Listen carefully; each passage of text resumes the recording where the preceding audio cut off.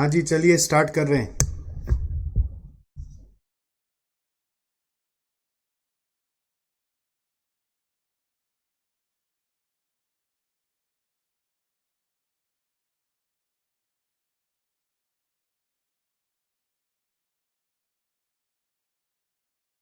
जैसे जब कभी कोई क्लास स्टार्ट करते हो ना, तो क्लास स्टार्ट करने के समय अपना फीलिंग्स को टेस्ट किया करो कि आपका फीलिंग्स अंदर में क्या है। अगर फीलिंग्स आपका खुशी वाला फीलिंग नहीं है, जब मन खुश होता है तो कैसा फील होता है? वो जो फील है वो अगर क्लास के स्टार्ट के समय नहीं है, तो आज का क्लास का असर ऐसे ही कुछ होने वाला नहीं। अगर मन खुश है ना, तुम देखना आज सारा चीज समझ में आ जाएगा। प्रॉब्लम कहाँ पर है? वो पढ़ने के लिए जब बैठ रहे हैं तो उस समय माइंड कहीं और मान लीजिए ठीक से खाते पीते नहीं, ठीक से सोते नहीं, नींद कुछ आ रहा है, थका हुआ है, खाली जबरदस्ती पढ़ रहा है। फीलिंग्स फीलिंग्स तो अपने आप में होता है ना, जैसे एक डर वाला फीलिंग होता है, एक चिंता वाला फीलिंग होता है कि कैसे होगा कैसे होगा, और एक खुशी वाला फीलिंग होता है, जो होगा देखा जाएगा, अभी तो पढ़ते हैं भाई। तो जब वो अच्छा वाला फीलिंग रहता है ना, तो आप देखना शरीर में ना गुदगुदी रहता है, एक मस्ती करने का मन करता है, हंसने का मन करता है। तो वो फीलिंग रहेगा अंदर में तो पढ़ाई बहुत अच्छा होगा, पढ़ाई क्या हर काम आपका बहुत अच्छा होगा। प्रॉब्लम क्या है लोगों का? वो फीलिंग ही नहीं जनरेट हो रहा है ना। तो फीलिंग लाए कहाँ से? वो तो कोई बाहर से इंजेक्शन दे के नहीं आएगा ना, सुई थोड़ी ना लगा सकते हो उस फीलिंग का। वैसे एक सुने, एक दवाई आता है, ठीक है, नाम नहीं बताएंगे तो आप तो खरीद के खाने लग जाएंगे। एक पढ़ रहे थे अच्छा फीलिंग के लिए कौन सा दवाई आता है, ऐसा दवाई आता है, ठीक है, बट उससे कोई फायदा नहीं है। फायदा है अपना सुबह आप कैसे स्टार्ट कर रहे हो, क्या खा रहे हो, टाइम पे सो रहे हो कि नहीं सो रहे हो। खुशी खुशी तो लाना पड़ेगा ना, लाओगे तो देखो क्या मजा आएगा। चलो, मेरे को तो बहुत मजा आता है, मतलब आपके क्लास में जब मैं घुसता हूँ ना, तो मेरे को लगता है कि मैं, हाँ, आवाज कम लग रहा है और बढ़ा दे। Hello, hello,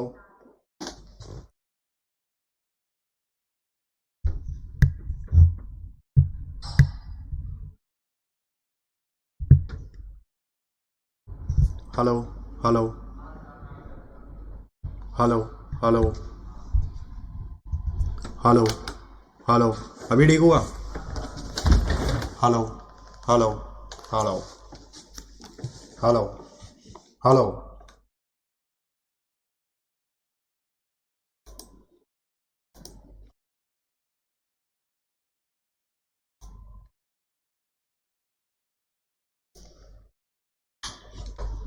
hello,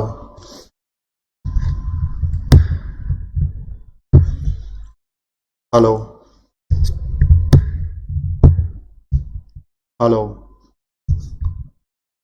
hello, hello, अभी ठीक है? कुछ चेंज हुआ है? सेम ही तो है।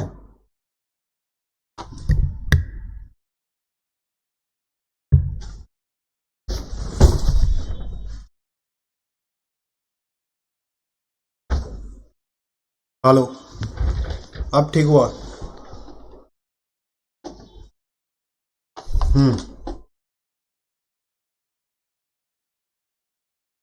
चलो,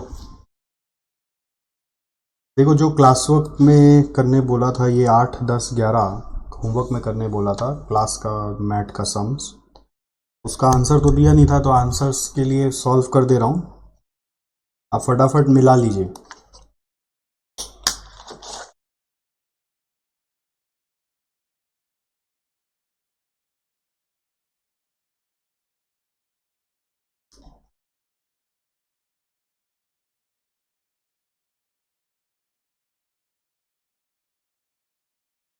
P O Q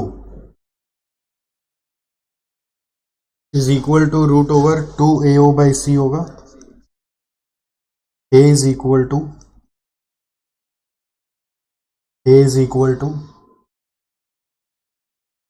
annual requirement, right? So that will be equal to 100 into 5200. So 2 into 5200 into 100 divided by 20% of 500. ये कितना आ रहा है?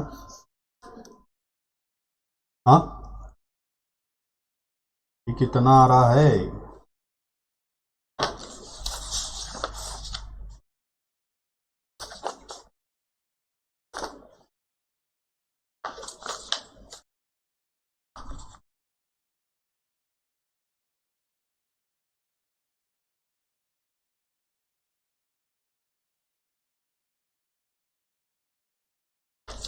Hundred and two.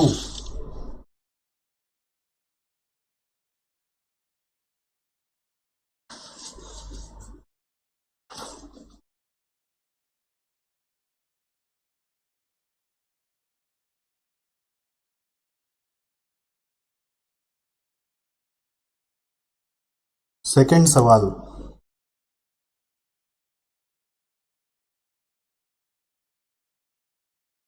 सेकेंड सवाल क्या है?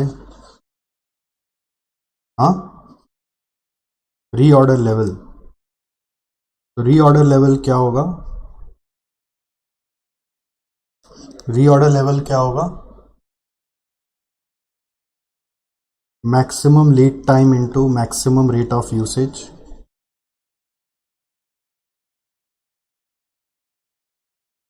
Maximum lead time is 8 weeks into 200 is equal to 1600. Third,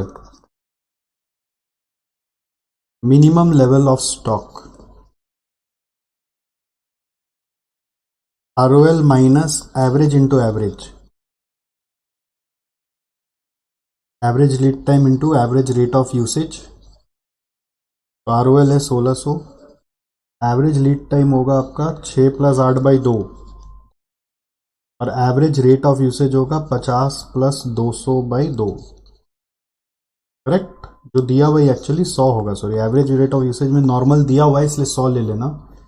देखो, जब नॉर्मल दिया होता है तो वो ले लेना चाहिए, नहीं तो नॉर्मल ऐसे निकालते हैं 200 + 50/2. अब दोनों में एक ही आंसर आने का बात है, बट एक आंसर आया नहीं.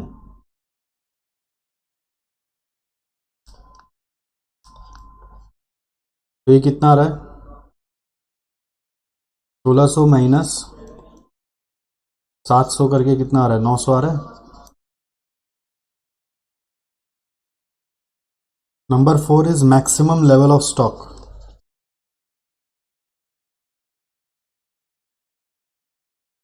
ROL minus minimum lead time into minimum rate of usage plus EOQ.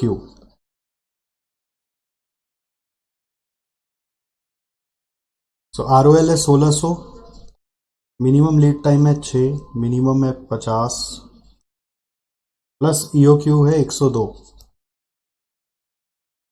कितना रहे? 1402. हो गया सम खत्म. और कौन सा होमवर्क था? तो 10 हम बाद में देखेंगे, अभी 9 करते आओ. लाइन बाय लाइन चल रहा है.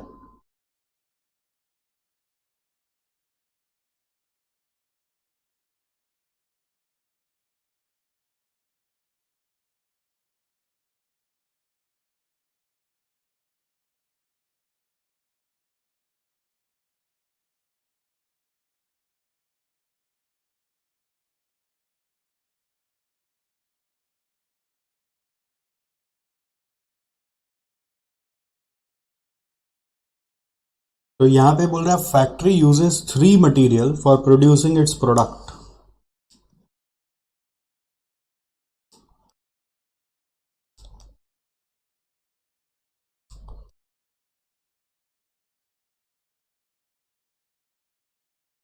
ओके,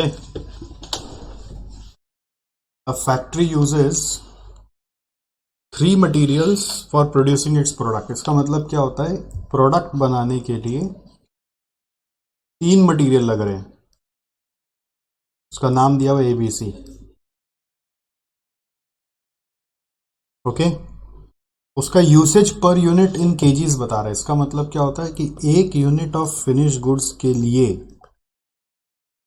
कितना मटेरियल लगेगा। ए का 4 kg, बी का 5 kg और सी का 8 kg। का मतलब ये होता है यूसेज पर यूनिट का मतलब। डिलीवरी पर वीक आपको दिया हुआ है, वो है डिलीवरी पर वीक नहीं, डिलीवरी वीक। इसका मतलब है लीड टाइम। ये क्या है, लीड टाइम है। Lead time is minimum, maximum और एवरेज दिया हुआ है, तो एवरेज निकालने का दरकार नहीं। और ROQ दिया हुआ है, ROQ is like your EOQ। कैसे भी निकाल रहा हो उस अपने को मतलब नहीं, ROQ इज EOQ। ठीक है। क्वेश्चन बोल रहा है weekly production varies from 50 to 250 units. ये वीकली प्रोडक्शन जब बोलता है ना, production is for finish goods. Production is for finish goods, weekly production is for finish goods. तो फिनिश गुड्स का ये मिनिमम है, ये मैक्सिमम है। तो इससे पता चलेगा कि कितना मटेरियल आपको लगेगा, मिनिमम और मैक्सिमम। देखो, material requirement is equal to, rule होता है जितना फिनिश गुड्स बनाना है into material required per unit. इस क्वेश्चन का ब्यूटी खाली यही है, ये वाला वर्किंग।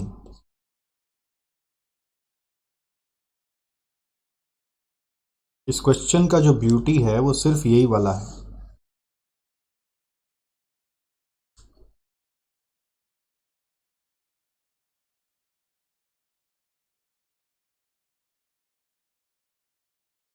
ठीक है।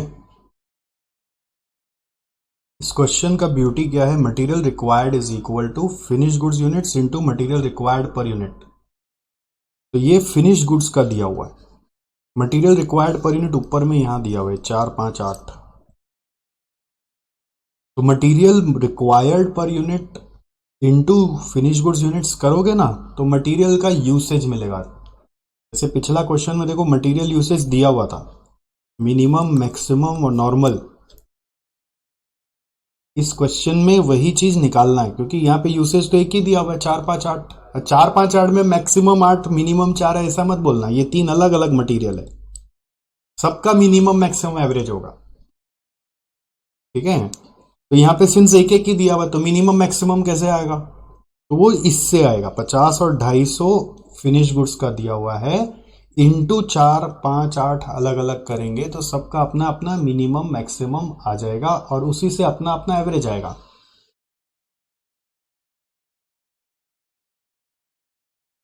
जी, 50 × 4, 250 × 4 से एक आएगा, फिर ऐसे बी का आएगा, ऐसे सी का आएगा। क्वेश्चन बोल रहा है मिनिमम लेवल ऑफ ए बताओ, मैक्सिमम लेवल ऑफ बी बताओ और एवरेज लेवल ऑफ सी बताओ। तो मिनिमम लेवल ऑफ ए कैसे आएगा, मिनिमम लेवल ऑफ ए कैसे आएगा, फॉर्मूला बोलो। ROL minus average into average. तो उसके लिए ROL चाहिए। ROL कैसे आएगा,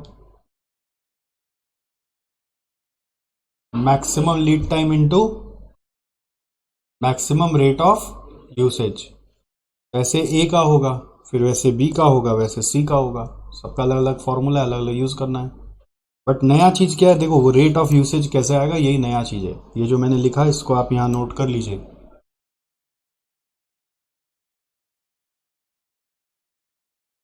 आइए कॉपी में लिखिए, solution to question number 9, page number dash.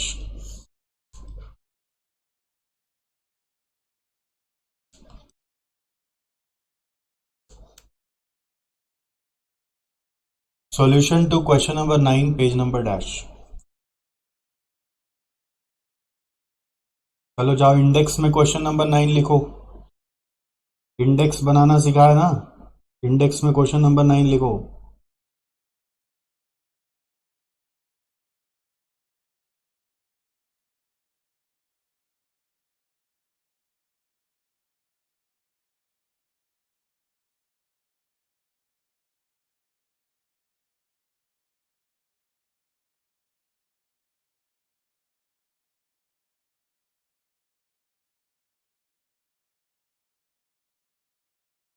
So note number 1 will be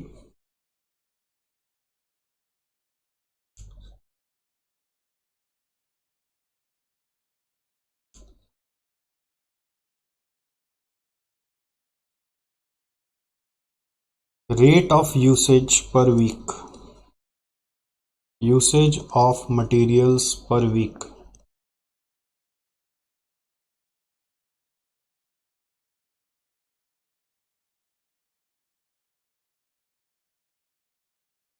Material minimum, maximum, average. Material में ए,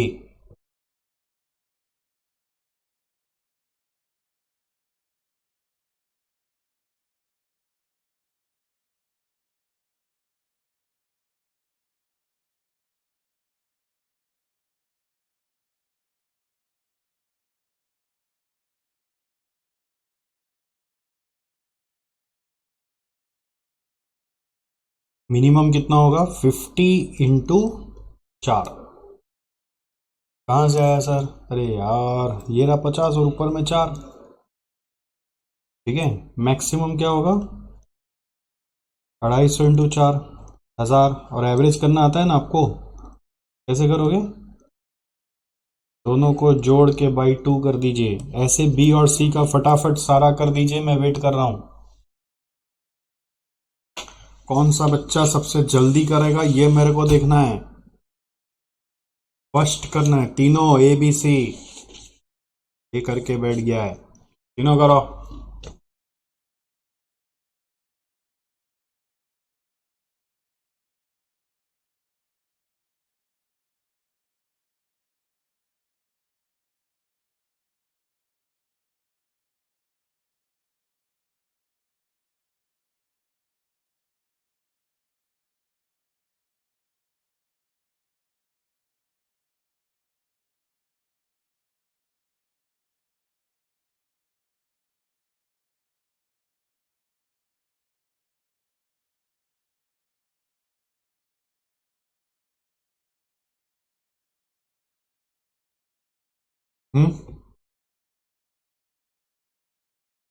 ये कितना आ रहा है 600। अब होगा 50 × 5, 50 × 8, 250 × 5, 250 × 8। ये कितना आ रहा है 1250, 750, 1200। ठीक है, गुड। नोट नंबर 2 मैंने एक ROL का वर्किंग कर ले रहे हैं। रीजन क्या है इसका, वर्किंग क्यों कर रहे हैं, इसका रीजन क्या है? इस सब में ROL लगेगा। ROL शुरुआत के कैलकुलेशन है, तीनों में ROL लगना ही है। ठीक है, इट्स बेटर कि आप वर्किंग में ही कर लीजिए। मैक्सिमम लीड टाइम इनटू क्या बोलोगे, मैक्सिमम रेट ऑफ यूसेज। चलो चलो चलो, जल्दी जल्दी जल्दी करो। कौन सबसे पहले करके दिखाएगा? बच्चा लोग का क्या फायदा होता है पता है, वो लोग पहले ही विनर डिक्लेयर कर देता है। और बड़ा जैसे जैसे आदमी होता है ना, वो उल्टा हो जाता है, वो बोलता है चल चल तुम फर्स्ट होके दिखा हमारा आराम से। छोटा बच्चा लोग में क्या होता है, वो पहले ही बोलता है हम फर्स्ट आएगा, हम पहले करके दिखाएगा, फिर वो करता है।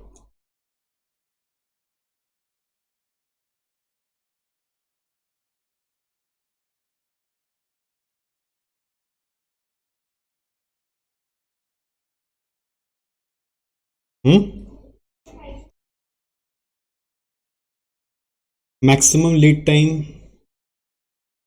5 7 9, और मैक्सिमम रेट ऑफ यूसेज कहाँ से आएगा, जो निकाले हैं 1000 1250 2000।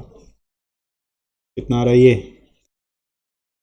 508750।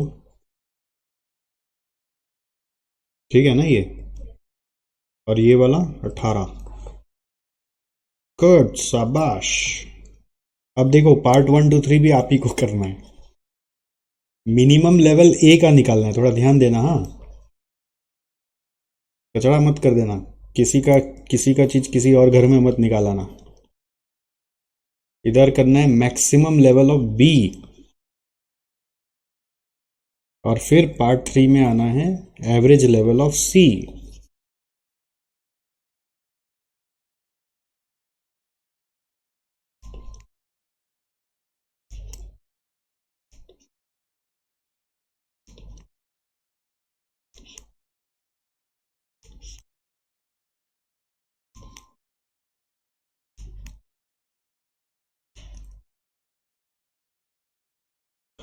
एवरेज लेवल ऑफ सी के लिए मिनिमम लेवल ऑफ सी पहले निकालना पड़ेगा, फिर मैक्सिमम लेवल ऑफ सी निकालेंगे,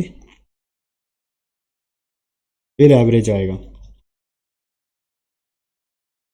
फॉर्मूला पिछला क्लास में सब हो गया था, उसको देख देख के लिख के करो। अगर याद है तो बहुत ही अच्छी बात है। गुड, सुयश अच्छा लड़का है यार। यहाँ पे सारा क्वेश्चन का आंसर देता है लड़का, बाकी लोग मजे लेते हैं।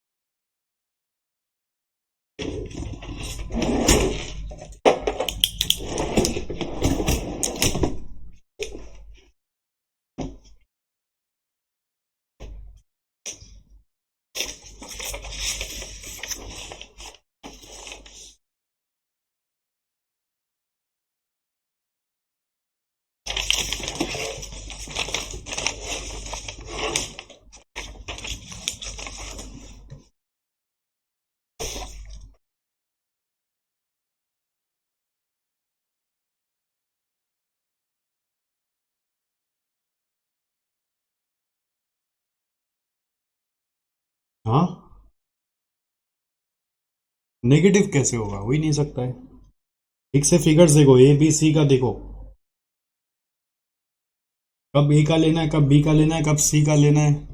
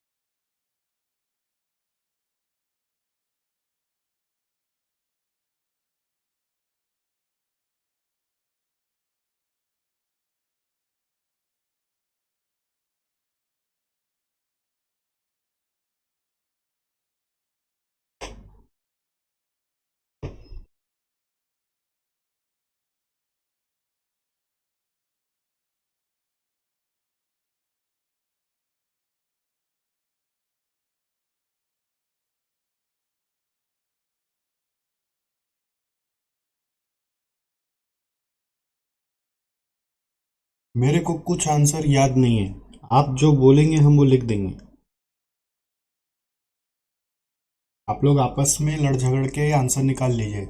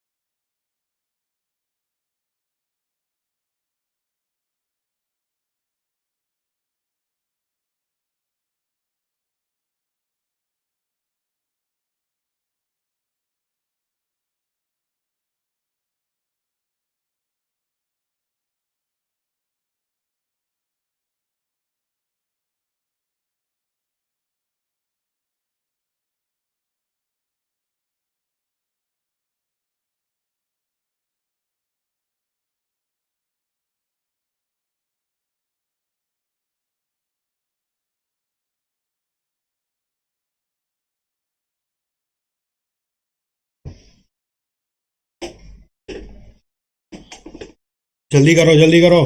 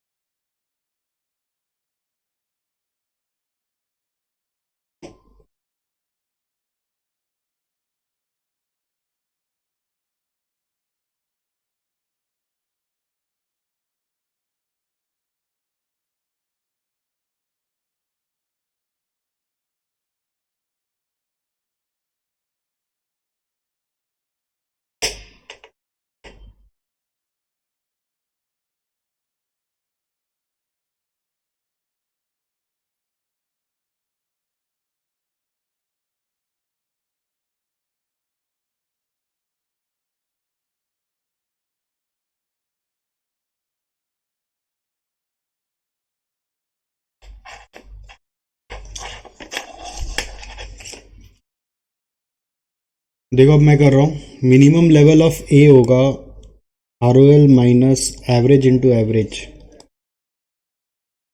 सो this is 5000 minus average lead time है 4 और एवरेज रेट ऑफ यूसेज था, इसका एवरेज रेट ऑफ यूसेज है 600। तो ये कितना आ रहा है? हाँ, 2600। मैक्सिमम में R O L minus minimum lead time into minimum rate of usage plus R O Q लिख दो। अभी आर ओ क्यू दिया हुआ तो एक ही है, R O Q O Q एक ही है। आर ओ एल इज, आप कॉपी कर देंगे तो रॉन्ग हो जाएगा क्योंकि इसका आर ओ एल अलग है। Minimum lead time 5, minimum usage कितना है? बी का मिनिमम यूसेज है 250 है क्या? प्लस आर ओ क्यू है 15,000। कितना आ रहा है ये? 22,500। हाँ, अब सी में आ जाओ। R O L minus average into average फिर से करना है। तो सी का आर ओ एल क्या है? 18। सी का आर ओ एल क्या है? अरे बोलो।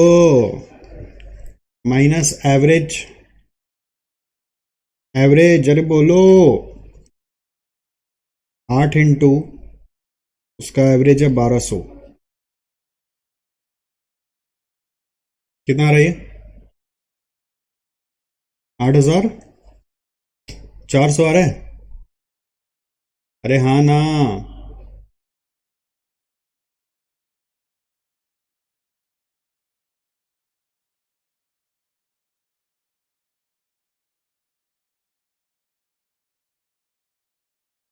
फिर मैक्सिमम लेवल ऑफ सी क्या होगा? R O L minus minimum into minimum plus E O Q, यानी प्लस आर ओ क्यू। ये कितना है? आर ओ एल कितना है इसका? 18,000 है। माइनस मिनिमम कितना है? मिनिमम कितना है? मिनिमम लीड टाइम 7 है, इंटू एक्सक्यूज मी 200 हुआ क्या? प्लस आर ओ क्यू 20,000 है ना? कितना आ रहा है ये?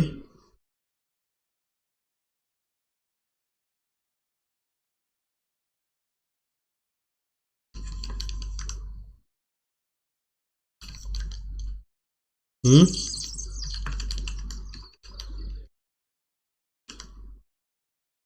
How much it is coming?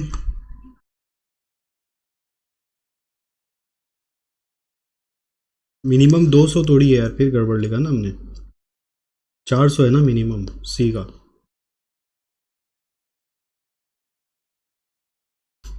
तो 38 माइनस 2800 कितना आ रहा है ये? 35,200 आ रहा है। फिर average level of C minimum plus maximum by 2 होगा, ठीक है? 8,400 प्लस 35,200 बाई 2।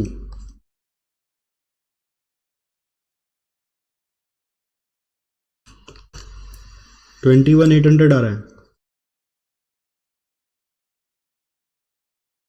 और दूसरा तरीका से करेंगे तो 8,400 plus half of R O Q, half of R O Q है 20,000, तो ये आंसर आ रहा है 18,400।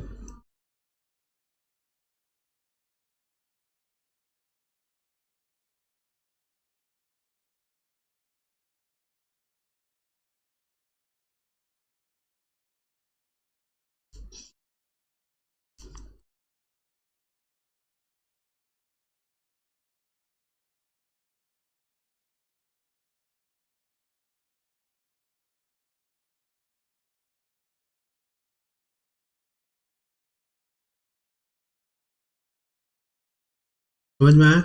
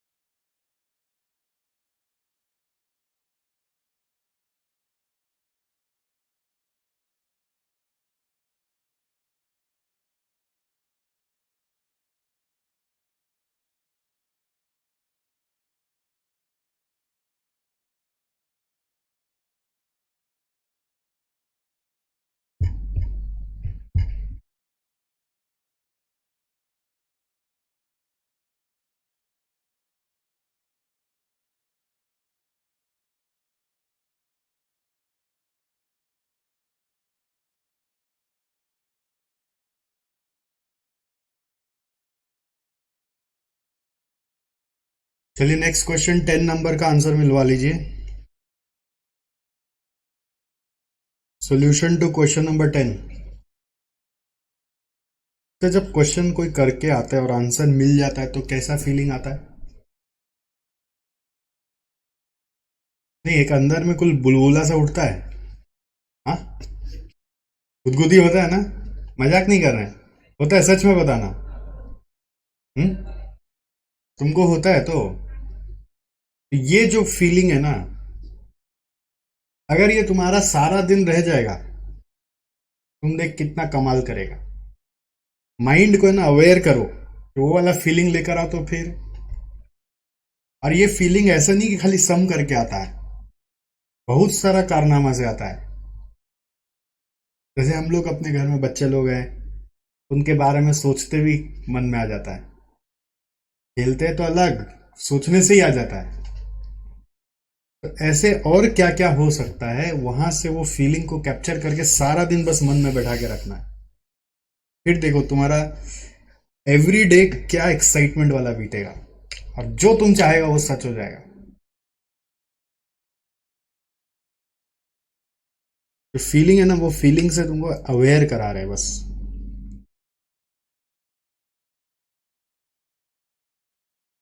ROL, maximum lead time into maximum rate of usage. इसमें दो है ना?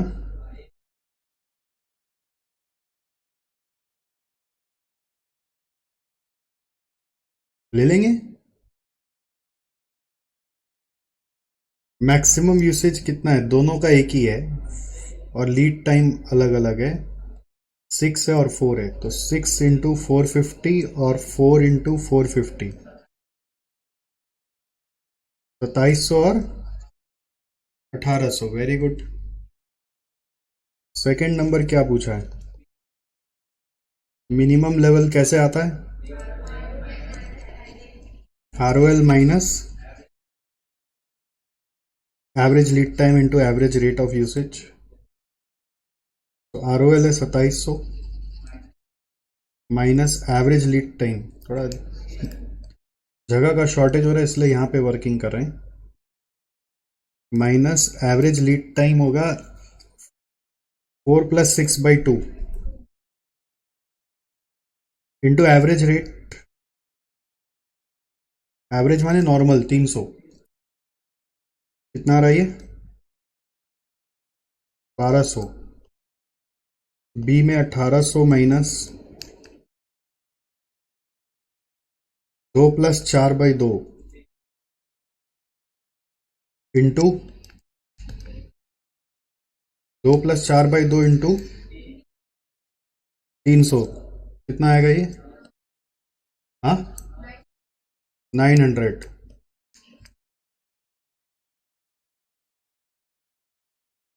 थर्ड क्या है? हाँ, maximum level. So maximum level is equal to ROL minus minimum lead time into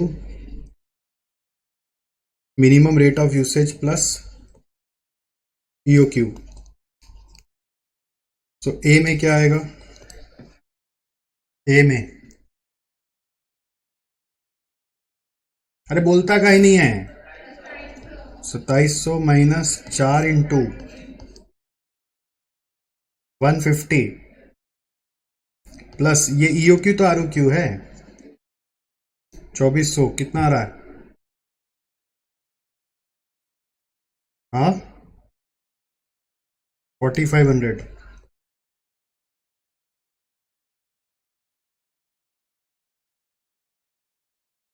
छापो बेटा, छापो छापो, खाली छापो, हम देख रहे हैं छापने वाले। तुम मेरी नजरों से नहीं बच सकते।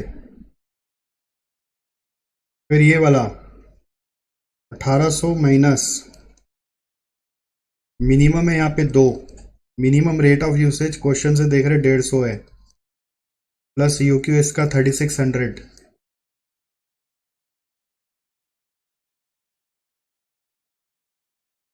5100। Good good good. हाँ भाई, ऑनलाइन वालों नालायको, बाकी लोग का कोई आंसर ही नहीं है। हम्म, होमवर्क किया नहीं ना लोग? अरे दीदी, बहाना बहाना लगाया आप ये जो बात बोल रहे हैं ना, हम ये नहीं बोल रहे आप नहीं किया। क्या होता है ना, हमारे अंदर एक और आदमी है, वो मानते हो? अपने आप से बात करते हैं ना हम लोग, ठीक है? तो बहुत वो शैतान होता है। सुनो मेरा बात, वो बहुत शैतान होता है। अंदर वाला को अगर आप वश में कर लिए तो आपका सक्सेस निश्चिंत है। अब देखो, आप जो बात बोल रहे हो वो बात मानने लायक नहीं है, क्योंकि यहाँ पे क्या लिखा हुआ है? ये अभी लिखे हैं कि पहले से लिखा हुआ है? लिखा हुआ है।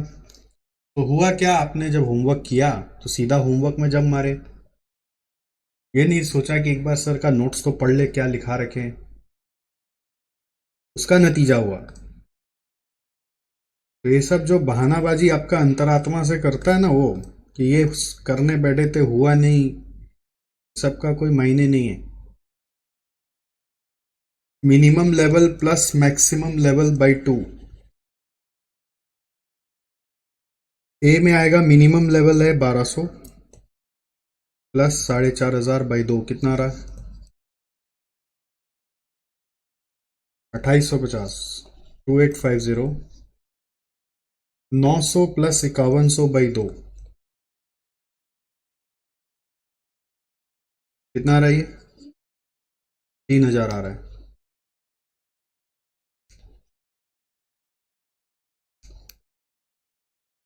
नौ सौ प्लस 5100 बाई 2।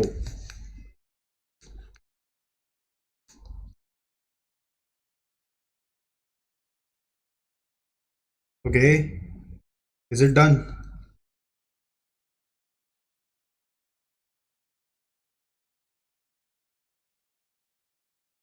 10 नंबर हो गया है। आप लोग ऐसा रिपीट रिपीट क्वेश्चन करने में ज्यादा मजा आता है ना। एक क्वेश्चन कराइए वैसा 4 दीजिए, हमको लगता है हम पढ़ रहे हैं। अकाउंट्स में क्या होता है ना, एक क्वेश्चन कर लो उससे पूरा चैप्टर हो जाता है, 90% हो जाता है। बट कॉस्ट में क्या होता है, एक ही चैप्टर में बहुत सारा वैरायटी रहता है, और कुछ कुछ वैरायटी में नंबर ऑफ क्वेश्चंस भी ज्यादा नहीं मिलता है। कॉस्ट इसलिए चैलेंजिंग लगता है बहुत बच्चा लोग को।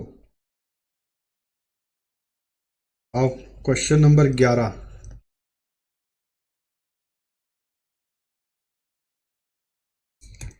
क्वेश्चन नंबर 11 करके लाए? नहीं करके लाए? हाँ, बना नहीं कि किया नहीं? हाँ, अच्छा कल से एक सिस्टम बनाते हैं। ठीक है, हम लोग सब एक रूल बनाते हैं, जो लोग कम से कम फेस टू फेस आ रहे हैं उनके लिए, जो होमवर्क नहीं करके आएगा उससे 100 रुपया पेनल्टी ले लेंगे। ठीक है, और फिर वो रुपया जमा करके हम लोग मस्त खाएंगे पिएंगे एक दिन, बहुत रुपया जमा हो जाएगा हम लोग के पास। और जो रुपया नहीं देगा उसको क्लास में घुसने नहीं देंगे। ठीक है,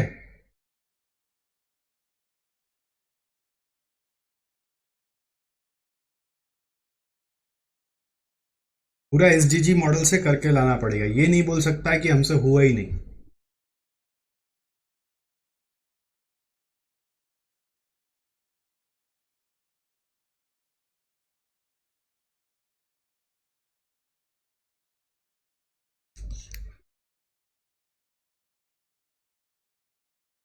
हाँ, हाँ, एवरेज का दूसरा फॉर्मूला लगा के कर सकते हो, उस सब में कोई प्रॉब्लम नहीं है। इसमें आ जाओ, रीऑर्डर लेवल कैसे आता है? Maximum lead time into maximum rate of usage. Maximum lead time कितना है?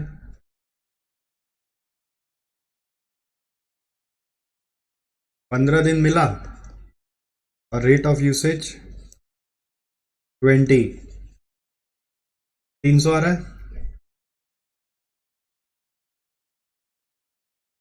दूसरा सवाल क्या है? Maximum level. आपको प्रेजेंटेशन कैसे करना है एग्जाम में, आप देख रहे हो मेरा स्टाइल लिखने का।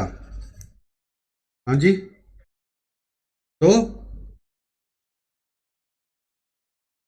जैसे सर कर रहे वैसे करने का बस, same to same. Maximum level में ROL minus minimum lead time into minimum rate of usage plus EOQ. इसमें अभी ईओक्यू मालूम नहीं है, ठीक है। आरओएल तो आ गया, बट ईओक्यू निकालना पड़ेगा। हाँ, वो भी निकालना पड़ेगा। तो एक नीचे लिखो नोट नंबर 1, ईओक्यू पहले निकालते हैं। √2AO/C। तो इसमें A इज इक्वल टू कैसे आएगा? A का वैल्यू कहाँ से आएगा, मैंने आपको बताया था, यहाँ से आएगा। हाँ जी, यहाँ से आएगा तो। अरे हाँ ना बोलना भाई। लेकिन क्या होता है ना, ये लाइन देखो, number of units to be purchase during the year is 5000। जब ये लाइन दिया हुआ है तो कंफ्यूजन क्या आता है, इससे करे कि इससे करे। इंस्टीट्यूट का आंसर आपका इससे किया हुआ है। तो इसमें सर अगर हम 15 यूनिट से कर लाए तो क्या होगा? कुछ नहीं होगा, आंसर अलग आएगा। ठीक है, हिसाब से मैच होना चाहिए, 15 और 5000 ऐसे मैच होना चाहिए था हिसाब से। मैच नहीं हो रहा है। मैच नहीं हो रहा है तो जब यूनिट्स टू बी परचेज चला के दे दिया है, परचेज किसका होता है, फिनिश गुड्स का कि रॉ मटेरियल का? तो रॉ मटेरियल का ही परचेज होता है, इसलिए इसको यूज करना है। ये बात जरूर है कि मैंने ही आपको बोला था कि यहां से करो। अगर आपने यहां से किया है तो ठीक है, वो आपका एक अलग से रह जाएगा। आप अभी हम जो बता रहे हैं वो भी साथ में लिख लीजिए ना। A is equal to units to be purchased. Okay, ये 5000 इधर लिख लेना। ऑल्टरनेटिवली ऐसे लिख लेना कि अगर units to be purchase specifically नहीं दिया होता तो हम एवरेज से एनुअल निकालते। मतलब हर बार एवरेज दिया तो जो गिवन है उसको इग्नोर नहीं कर सकते ना आप। जैसे ये दिया हुआ है तो उसको इग्नोर नहीं कर सकते। जैसे अपने ऊपर वाला सम्स में देखो, एवरेज का वैल्यू दिया हुआ था तो अपने एवरेज निकाल नहीं रहे थे। जब ये दिया हुआ है तो फिर अपने एनुअल कंजम्पशन क्यों निकालने जाए? जब दिया हुआ है तो क्यों निकालने जाए? नहीं दिया होता तो वैसे निकाल लेते। ठीक है, अगर ये नहीं दिया होता, ऐसे लिख लो, अगर ये नहीं दिया होता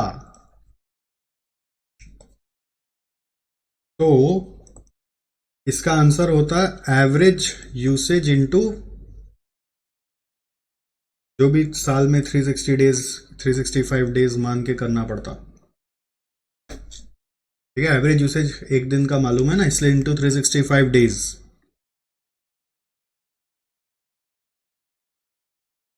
तो 2 × 5000 इंटू कॉस्ट पर ऑर्डर है 20 by storage cost per unit 5 रुपया दिया हुआ ही है।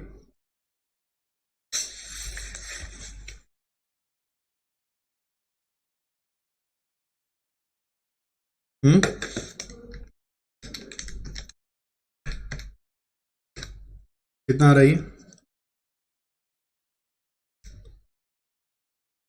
200 units.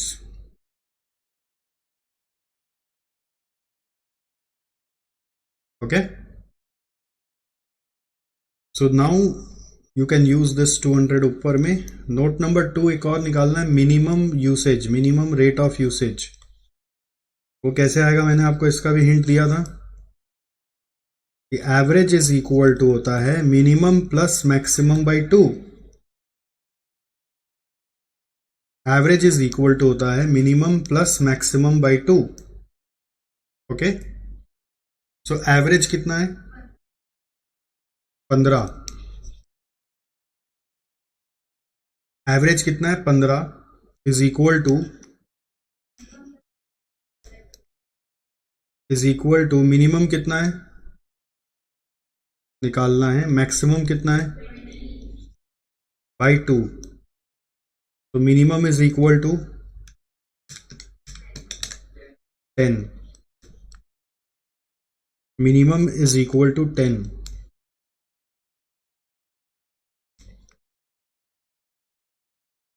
Okay, so using this, please check here. ROL कितना है? 300 माइनस, हाँ 6, अभी जो आया 6 आया क्या ये?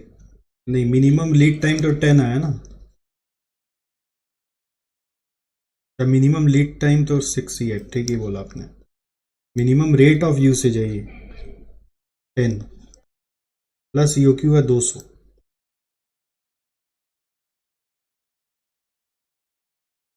कितना आ रहा है ये?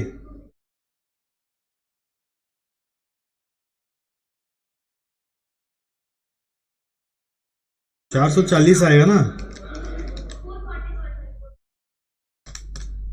440 आ रहा है। तो क्या करते हैं भाई लोग, आप लोग? जोड़ घटाओ में मुश्किल। नेक्स्ट पार्ट 3 करो अब अपने आप, मिनिमम और डेंजर कर दो।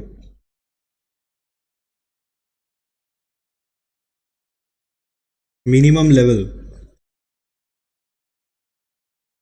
ये होगा ROL minus average lead time into average rate of usage.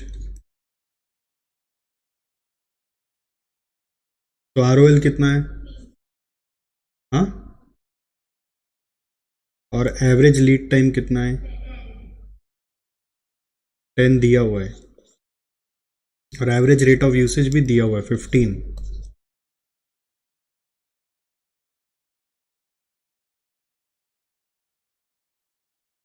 कितना आ रहा आंसर? 150। और लास्ट है part 4, danger level. Mama told me don't be talking to stranger. Stranger is danger. Average rate of usage into emergency lead time.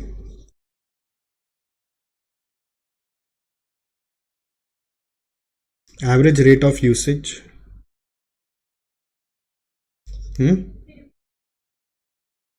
into 4. हाँ,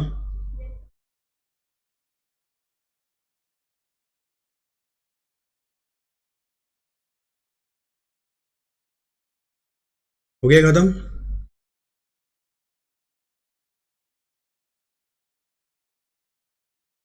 ये सब में आप लिख सकते हो, ये आपका यूनिट्स है कि केजीज है, ये सब यूनिट्स दिया हुआ, सब यूनिट्स लिख सकते हो। ये सब यूनिट्स है, ठीक है। 440 यूनिट्स, 300 यूनिट्स।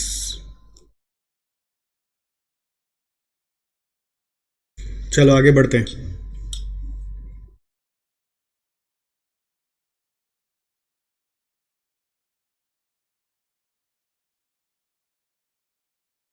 अभी तक एक भी सम वो नहीं हुआ आपका सेफ्टी स्टॉक वाला केस का, ठीक है। तो आप जो इतने देर से दुआ कर रहे थे, दुआ कबूल हो चुकी है आपकी। तो ये क्वेश्चन आ गया है जिसमें चला के सेफ्टी स्टॉक दिया हुआ है, ठीक है। इसमें वो दूसरा सेट वाला फॉर्मूला यूज होगा। Annual consumption of a company of a particular item is 12,000 units in 360 days. तो ए का वैल्यू दे दिया। कॉस्ट पर यूनिट इज 1 रुपया, ये हो गया purchase price per unit. Ordering cost per order is 12 रुपया, ये हो गया O. Inventory carrying charge is equal to 1/5 of the unit value. Inventory carrying charge का मतलब क्या है? इन्वेंट्री कैरिंग चार्ज का मतलब क्या है? सी है ना, सी। इट इज 1/5, मतलब होता है 20% of unit value means purchase price per unit.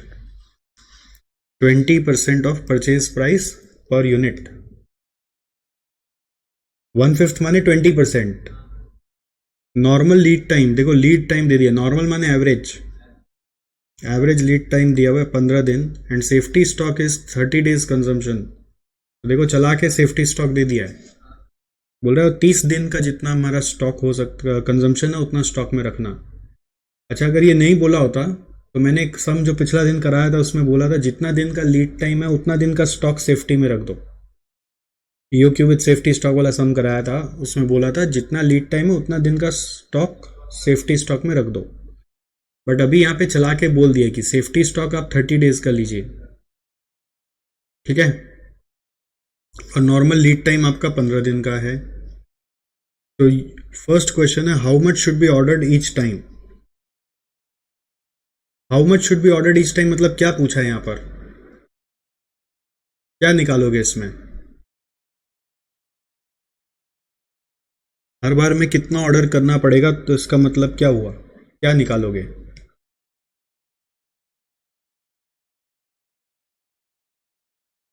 हाँ, आरओएल में हर बार कितना ऑर्डर करते हैं ये नहीं पता चलता है, आरओएल में पता चलता है कि अब ऑर्डर करना है, तो हर बार कितना ऑर्डर करते हैं, ईओक्यू। सेकंड सवाल क्या पूछा है, when should the order be placed.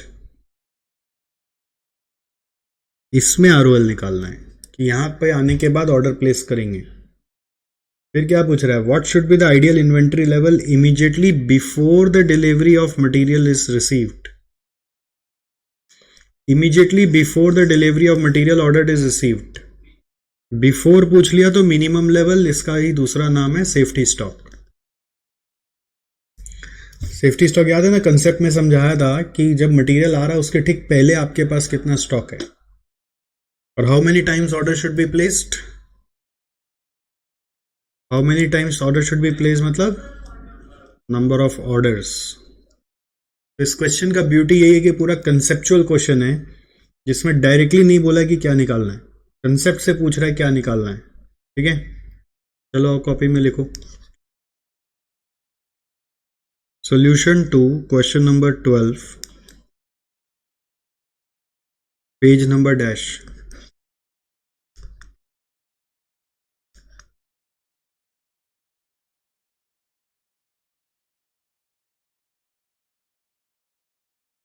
Part 1, how much should be ordered each time का मतलब क्या है, ईओक्यू है, okay. EOQ is what? Root over 2AO by C. So that is equal to root over 2 into 12,000 into 12 by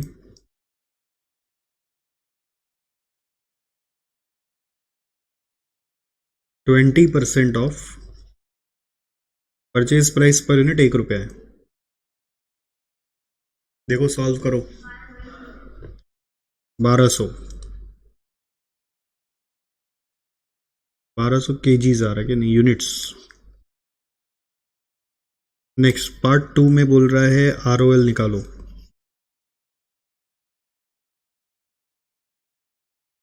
इस बार ROL का formula क्या होगा,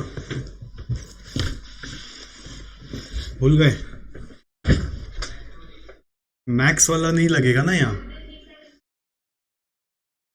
average lead time into average rate of usage plus safety stock.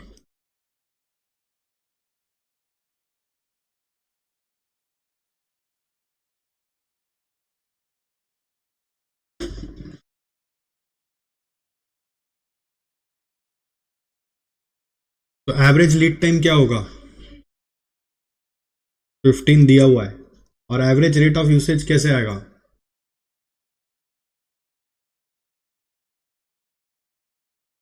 Average rate of usage कैसे आएगा,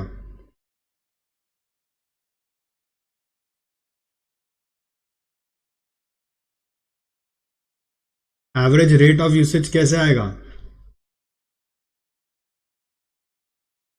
भूल जाते हैं आप लोग, आपको बताया था एनुअल से आता है, एनुअल 12,000 है, 360 डेज का है तो एक दिन का निकाल लो, ठीक है, annual divided by annual usage, consumption usage माने कंजम्पशन डिवाइडेड बाय 360। भूल गए, याद है एनुअल भी तो ऐसे निकालना सिखाया था ना ट्यूब वाला सम में, तो इसी से निकल रहा था।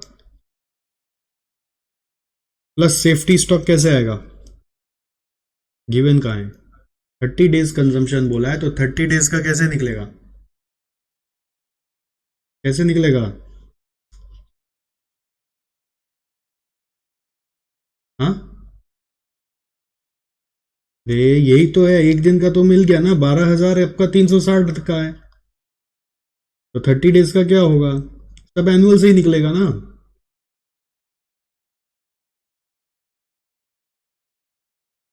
ये सब जो जो आपको नया नया लगता है सबको मार्क करते जाइएगा, नहीं तो रिवीजन में फिर फंस जाइएगा। 15 इंटू एनुअल कंजम्पशन कितना है? 12,000 है, डिवाइडेड बाई 360, प्लस, ये कर लो सॉल्व, कितना आ रहा देखो।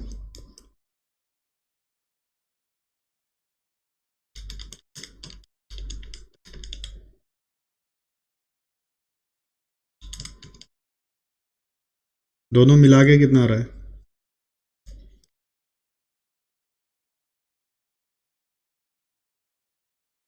दोनों मिला के आ रहा है 1500।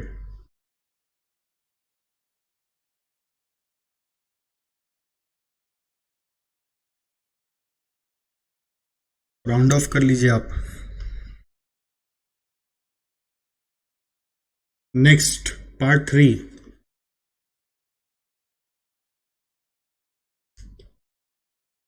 पार्ट 3 में क्या करना है? मिनिमम लेवल मतलब, अभी यहाँ पे मिनिमम लेवल मतलब क्या होगा? तो सेफ्टी स्टॉक कैसे आया था? अभी ऊपर में आया ही था वो तो, अभी तो ऊपर में आया था भाई, कहाँ देख रहा है? 12,000 बाई 360 × 30। ये कब होता है पता है ऐसा? जब बॉडी यहाँ है और मन कहीं और है। बीच में अगर मन कहीं और चला जाएगा ना, तो ऐसा ही होगा, खोजने लगोगे ये कहाँ है, ये कहाँ है, ये कहाँ है। 11,000।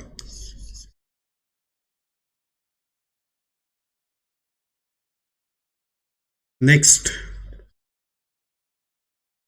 पार्ट 4 में क्या पूछा है? कैसे निकालते हो इसको?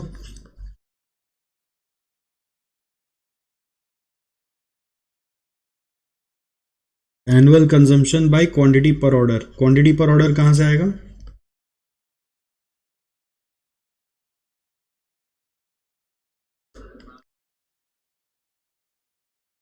सुनो मत, अपना मन का सुनो, मारेंगे पकड़ के, इतना इतना मारेंगे मतलब कि पूरा बुद्धि खुल जाएगा, क्योंकि ये पहली बार कर रहे हो मेरे साथ।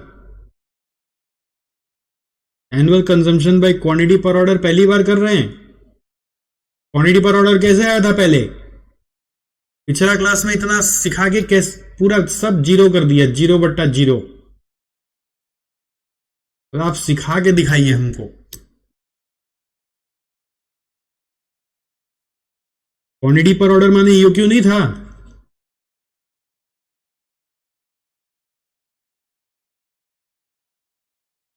क्वांटिटी पर ऑर्डर मतलब क्या होता है? एक बार में कितना खरीदना है, और एक बार में कितना खरीदना, उसका आंसर क्या, ईओ क्यू तो है, जो 1200 निकाले हो। 12,000 बाई 1200 कितना आ रही है? आंसर है 10 ऑर्डर्स।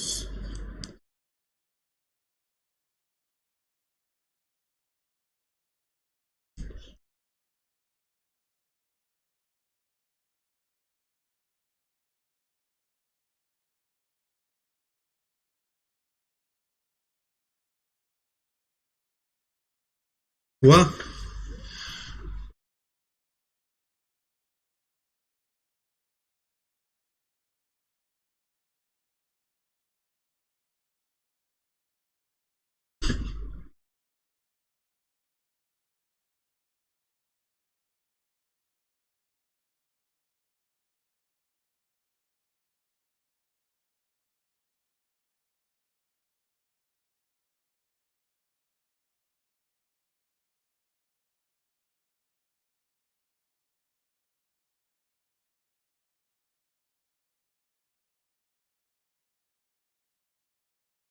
हम्म।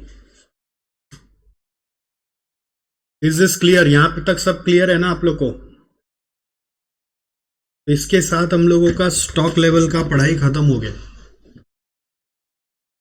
देखो, अगर रिवीजन नहीं करोगे, अगर सम्स को भी वापस नहीं देखोगे, घर जाके खाली होमवर्क कर रहे हो, तो नहीं होगा। आपको सम्स पे पकड़ रखना पड़ेगा, टर्मिनोलॉजीज पे पकड़ रखना पड़ेगा। अब ये सारा का सारा क्या बेसिक्स में घुसाया जा सकता है? क्वांटिटी पर ऑर्डर पढ़ा पढ़ा के कितनी बार बोल दिए, फिर जब खोजने का बात ही आता है क्वांटिटी पर ऑर्डर, तो कुछ भी क्वांटिटी देख के आंसर बोल देंगे हम। एग्जाम में भी आप यही करने वाले हो फिर। सोचो, अभी तो ताजा ताजा है, अभी ये हालात है, फ्रेश फ्रेश में, तो एग्जाम तक तो माथा अलग ही लेवल पे चला जाता है। तो उसमें क्या होगा, समझ गए? तो ऐसा भूल मत करिए कि एनुअल कंजम्पशन पूछा कुछ भी बोल दिया, एवरेज पूछा अभी क्लिक ही नहीं कर रहा है, कहां से आ रहा भगवान जाने एवरेज, जबकि पिछला दिन चला के एवरेज लेवल आपको यही चीज समझा के भेजे थे कि देखो भाई, एवरेज लेवल निकालने का एक और सिस्टम होता है, ये निकाल के दिखाया था तुमको। अब दे बोल रहे एवरेज लेवल, तो कहां से आ रहा है, कहां से आ रहा है, कहां से आ रहा है? तो इसका क्या कारण है पता है? इसका एक ही कारण है, आप रिवीजन नहीं कर रहे हैं। आप सिर्फ क्लास आ रहे हैं, और कई लोग तो क्लास भी नहीं आते रेगुलर। मैं बोला ना, बच्चों को अगर हम कैटेगरीज में बांट दें तो एक बच्चे दिखते हैं जो क्लास कर रहे हैं, कुछ तो वो भी नहीं कर रहे हैं, अधूरा अधूरा रोज रूटीन में क्लास ही नहीं कर रहे हैं। आज करेंगे, मन होगा तो, कल होगा तो नहीं करेंगे। दूसरे बच्चे होते हैं वो क्लास के बाद खाली होमवर्क करने पे विश्वास रखते हैं। वो होमवर्क सीधा क्लास खत्म, सीधा होमवर्क में जंप, हुआ तो हुआ, नहीं हुआ तो जय सिया राम। नहीं हुआ तो नहीं हुआ, हम क्या करेगा, हम कोशिश किया था, नहीं हुआ, कोशिश दोबारा नहीं करके खत्म करेगा, पुराना पढ़ के खत्म करेगा, वो नहीं है। अटक गया, अटक गया, बस छोड़ना, पूछ लेंगे, बंद कर देगा। तीसरा बच्चा होता है जो क्लास होमवर्क के साथ साथ बैठ के पहले रिवीजन करता है, फिर होमवर्क में घुसता है, और होमवर्क में घुस अटक जाता है तो फिर रिवीजन करता है कि सर ने होमवर्क दिया है, मतलब ये मेरे से होना चाहिए।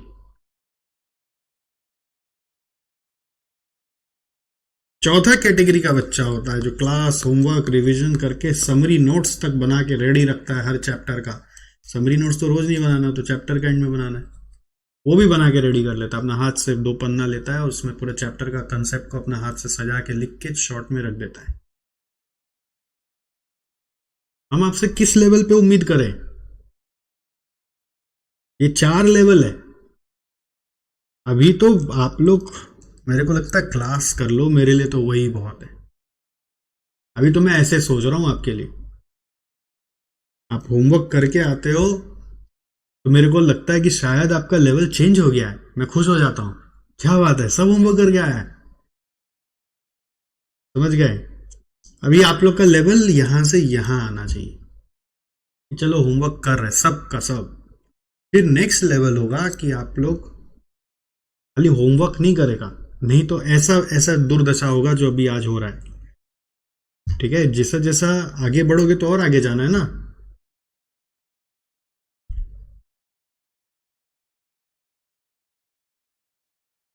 चलो, हम लोग आगे बढ़ रहे हैं।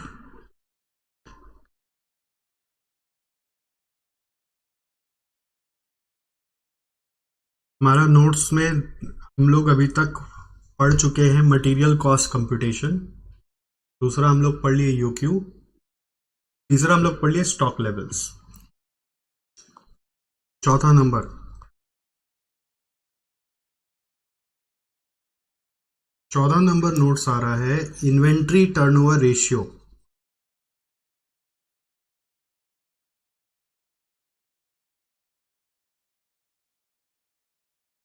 Inventory turnover ratio.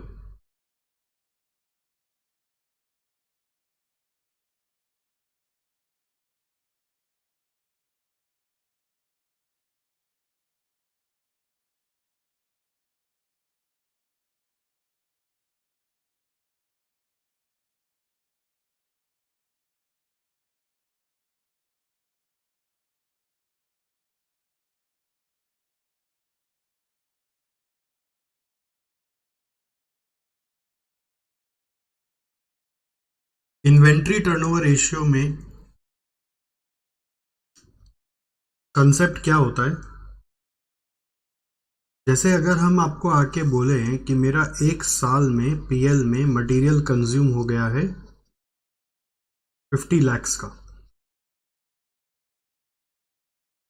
या फिर उसमें 5 लाख केजीज भी है, ये पीएल में बता रहे हैं कि कंज्यूम हो गया। तो ये मटेरियल कंज्यूम हुआ मतलब प्रोडक्शन में यूज हो गया, कंज्यूम हुआ मतलब प्रोडक्शन में यूज हो गया, यूज्ड। तो ये आया कहां से होगा? स्टोर्स से। स्टोर्स में मटेरियल रखते हैं, ठीक है। स्टोर्स में कहां से आया होगा? सप्लायर से, यानी कि परचेज किया गया है, ठीक। तो मेरे को एक चीज बताओ, 50 लाख का मटेरियल कंज्यूम हुआ एक साल में, तो मेरे स्टोर्स में जो जगह है उस जगह में 5 लाख केजी स्टोर करने का जगह होना चाहिए। तो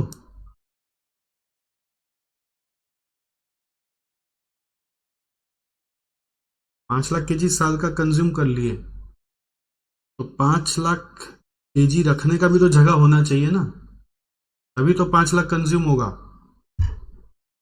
सही बोल रहे हैं? मेरा सवाल समझे आप? तो हाँ कैसे बोल रहे हैं? अच्छा, दूसरा तरह से पूछते हैं। एक आदमी है, उसका नाम है विकी कुमार,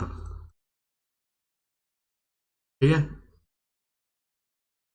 उसका एक हिसाब बनाया गया पीएल में कि वो जो चावल खाता ना, चावल, भात, एक साल में वो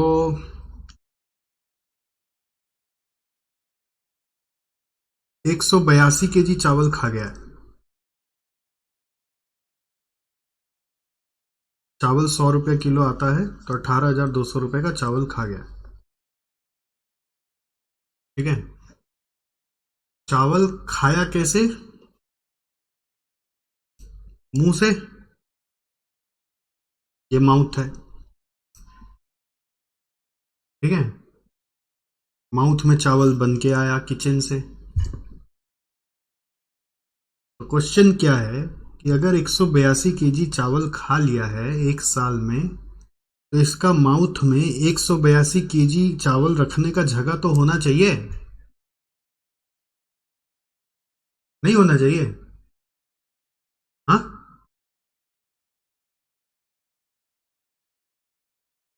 समझ में आ रहा है मैं क्या बोलना चाह रहा हूं? इसके पहले तो आप बोल दिए थे हाँ होना चाहिए। अब आप ये क्वेश्चन को देखो, 5 लाख केजी अगर हम साल में खा लिए हैं, तो मेरे पास स्टोर्स में 5 लाख केजी रखने का जगह होना चाहिए। नहीं समझ में आया अभी भी? एसजेसी इंस्टीट्यूट है, ठीक है। ये एक साल में 10,000 बच्चा को पढ़ा दिया। पढ़ाने के लिए चाहिए क्लासरूम, तो बैठने के लिए 10,000 जन का जगह भी तो होना चाहिए। हाँ, समझ में आ रहा हम क्या बोल रहे हैं? तो आंसर क्या है? जगह कितना होना चाहिए? उससे कम से चलेगा? 10,000 से कम से चलेगा? जगह हो जाएगा काम? हाँ, हो जाएगा। कैसे? तो ईयरली दिया हुआ तो क्या हुआ? अगर बैठने का जगह 1,000 जन का है, तो इसका मतलब क्या हुआ? 10 बैच हुआ होगा, ठीक है। अगर इसका मुंह में आधा किलो खाने का जगह है मान लो, इसका मतलब क्या हुआ? 365 टाइम्स उसको अप्रोक्स खाना पड़ेगा। अगर स्टोर्स डिपार्टमेंट में जो जगह है वो मान लीजिए मटेरियल 5 लाख रुपया का आ सकता है, 5 लाख रुपया का, 50 लाख का मटेरियल है, तो इसका मतलब क्या हुआ? हाँ, 10 बार आप वहां से यहां मटेरियल लेकर आ सकते हैं। इसका मतलब क्या हुआ, 10 बार यहां से यहां जाएगा और 10 बार नया आएगा। ये 10 बार कोई टर्नओवर रेशियो बोलते हैं। अब जिसका टर्नओवर निकाल रहे उसका नाम लगा दीजिए। इन्वेंट्री, रॉ मटेरियल इन्वेंट्री का निकाल रहे तो रॉ मटेरियल इन्वेंट्री। ठीक है, ये आपका चावल का टर्नओवर निकाल दिया मैंने, ये स्टूडेंट्स का टर्नओवर निकाल दिया मैंने। ठीक है, इसी को बनिया भाषा में ना रोलिंग बोलते हैं। रोलिंग, रोलिंग चलता है ना बिजनेस में। बिजनेस में क्या चलता है, रोलिंग।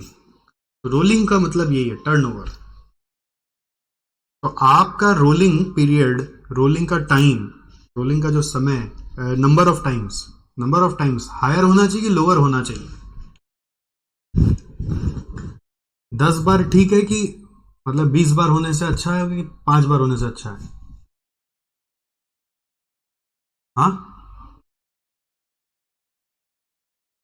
सोचो, ऐसे नंबर बैठाओ, कैसे बोलते हैं, ऐसे तुक्का नहीं भिड़ाना है। कम होने से क्या होगा, अगर ये 5 होगा इसका मतलब क्या होगा, 5 होने से क्या मतलब होगा कि फिर ये 10 होना पड़ेगा। इसका मतलब क्या हुआ, स्टोरेज का जगह ज्यादा लगेगा, खर्चा बढ़ जाएगा, स्टोरेज रिस्क बढ़ जाएगा। अगर ये 20 बार हुआ तो इसका मतलब क्या होगा, 2.5 लाख में हो जाएगा। कम जगह से ज्यादा बिजनेस करना चाहिए कि ज्यादा जगह से कम बिजनेस करना चाहिए? कम जगह लगे, कम खर्चा लगे, उससे काम ज्यादा हो जाए वो बेटर है। इससे क्या होगा, कम रुपया ब्लॉक होगा, कम टेंशन रहेगा चोरी का, कम हिसाब किताब रखना पड़ेगा, फटाफट आएगा, फटाफट जाएगा। ठीक है, टोयोटा कंपनी जानते हैं, नाम सुने टोयोटा? क्या करता है, गाड़ी बनाता है। उसका वहां पे इन्वेंट्री टर्नओवर चलता है 70 टाइम्स। 70, मतलब हफ्ता में एक बार। 70 × 5 कितना होता है, 350 होता है ना। तो हफ्ता में एक बार पूरा नया स्टॉक आ जाता है, 70 टाइम्स। इतना बड़ा कंपनी चला रहा है वो, वर्ल्ड वाइड उसका प्रोडक्ट बिकता है, गाड़ी बनाता है, 70 टाइम्स इन्वेंट्री टर्नओवर है। का मतलब क्या हुआ, एक बार टर्नओवर होने में 5 दिन लगेगा। 360 डेज से अगर करोगे तो 360/70 अप्रॉक्स 5 डेज आता है। अगर मेरा इन्वेंट्री टर्नओवर 10 बार हो रहा है, इसका मतलब क्या हुआ, 10 बार टर्नओवर हो रहा है, इसका मतलब क्या हुआ, एक बार टर्नओवर होने में 36 डेज लगेगी। मतलब हर 36 दिन बाद आप ऑर्डर प्लेस कर सकते हैं। कितने का, जब जब ऑर्डर प्लेस करेंगे तो कितना क्वांटिटी का, ईओक्यू का।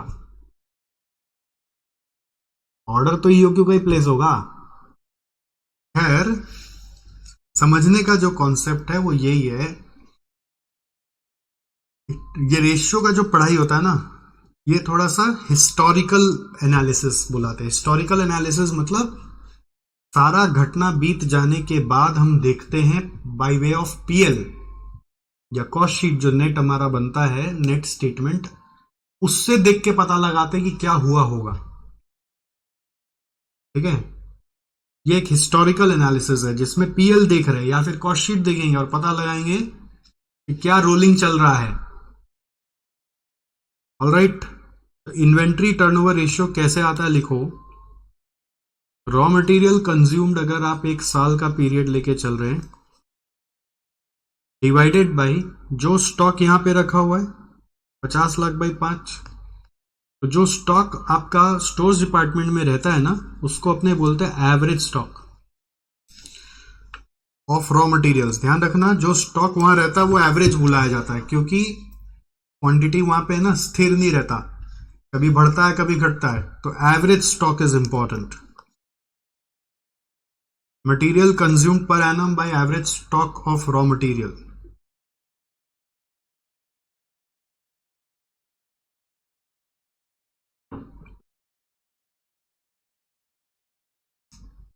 तो मटेरियल कंज्यूम पर एनम क्या होगा,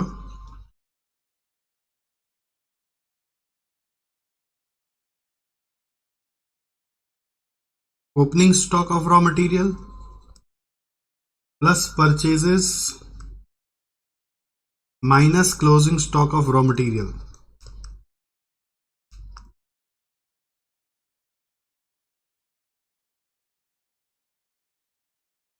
average stock of raw material क्या होगा? Opening plus closing by 2।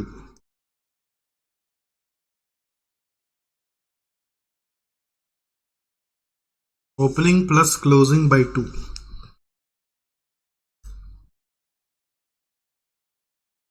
ठीक है,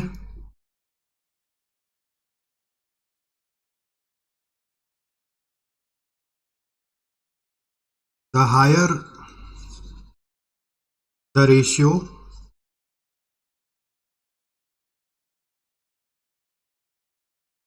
the lower will be the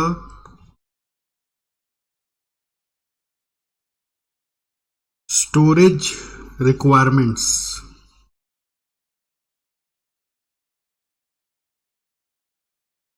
The higher the ratio, the lower will be the storage requirements। ठीक है,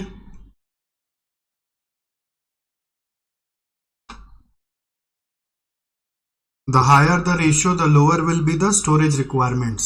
हम क्या चाहेंगे? कम से मेरा ज्यादा काम हो जाए। okay?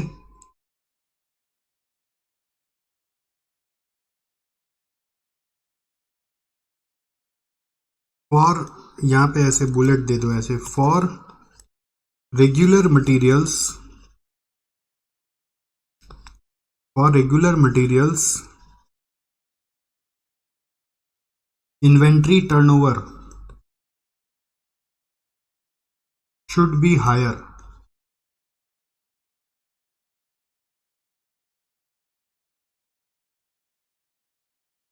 फिर आएगा for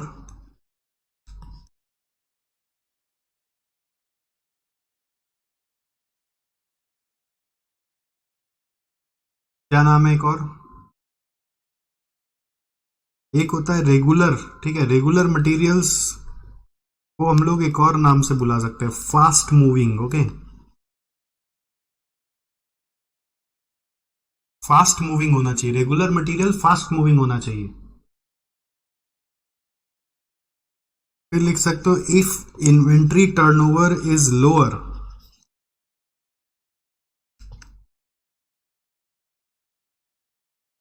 the material is slow moving। The material is called as slow moving material। ठीक है, स्लो मूविंग मटेरियल है ना, नॉर्मली क्या होता है, उसके साथ एक रिस्क होता है, रिस्क ऑफ ऑब्सोलेसेंस। कब वो आउटडेटेड हो जाएगा मालूम ही नहीं, risk of obsolescence is there. पता चलेगा कि मटेरियल सारा का सारा खराब हो गया। If inventory turnover is lower, the material is called as slow moving.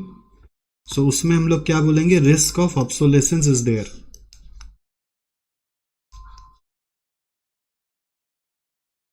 Okay,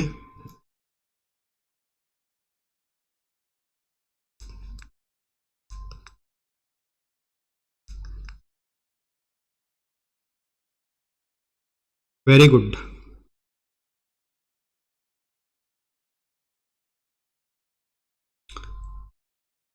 एक और कैलकुलेशन बनता है, इसको हम लोग बोलते हैं raw material stock holding period. Raw material stock holding period, या फिर इसको बुलाते हैं रॉ मटेरियल स्टॉक वेलोसिटी।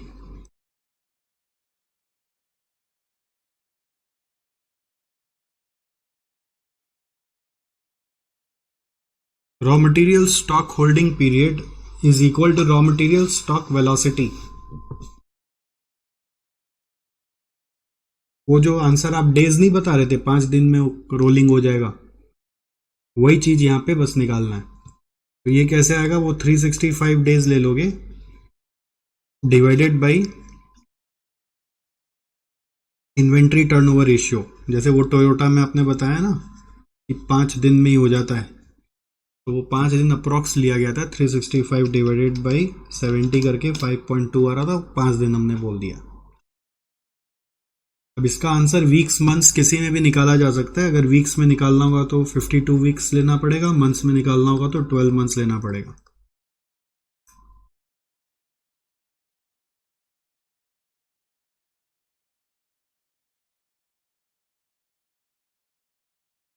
जितना जल्दी होता है उतना अच्छा है। जितना जल्दी हो उतना अच्छा। हुआ ये खत्म।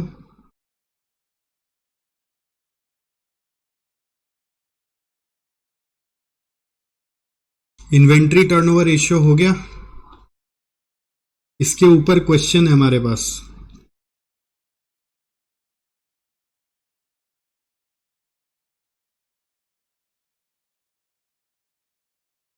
हाँ, ये जितना जल्दी उतना अच्छा होगा ना, लिख सकते हो। The lower the period better it is. Time जितना जल्दी हो जाए, मतलब जितना कम समय में टर्नओवर हो जाए उतना अच्छा। देखो ये हाई होगा तो अपने आप आंसर लो आएगा ना। टर्नओवर रेशियो हाई होना चाहिए, ये रेशियो हाई होना चाहिए, बट टाइम पीरियड अपने आप वो हाई होगा तो ये लो हो जाएगा। समझ में आ रहा है? अगर टर्नओवर रेशियो 70 होगा तो ये 5 होगा, टर्नओवर रेशियो 100 होगा तो ये 4 दिन हो जाएगा। तो जितना ज्यादा हो उतना, टर्नओवर रेशियो जितना ज्यादा हो उतना अच्छा। होल्डिंग पीरियड बाय डिफॉल्ट उतना लो हो तो अच्छा। मतलब जल्दी जल्दी रोलिंग होना चाहिए, that's the idea. Idea is जल्दी जल्दी आए, जल्दी जल्दी जाए, मटेरियल जल्दी जल्दी आए फिर खत्म हो जाए। ये क्वेश्चन है, इसको आप करिए अभी फटाफट। दो मटेरियल है, ठीक है, का कंज्यूम निकालिए और एवरेज स्टॉक निकालिए, फिर टर्नओवर निकालिए।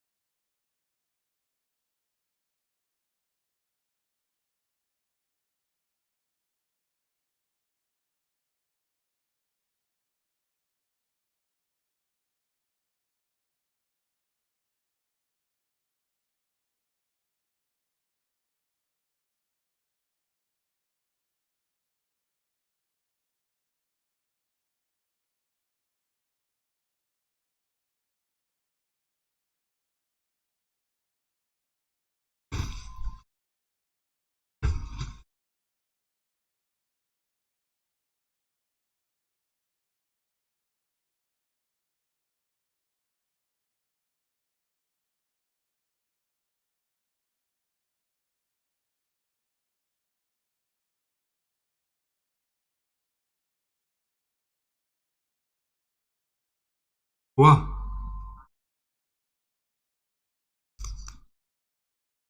Solution to question number 13, page number dash.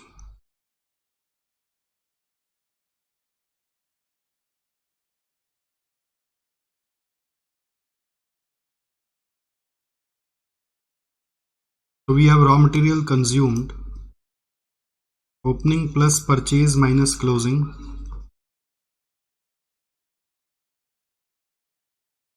10 plus 52 minus 6 करके कितना आ रहा है? हाँ, 56.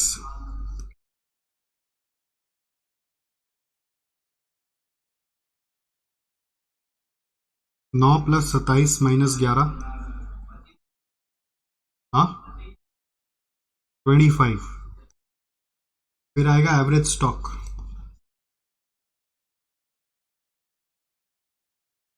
ओपनिंग प्लस क्लोजिंग बाई 2, 8,000 और 10,000.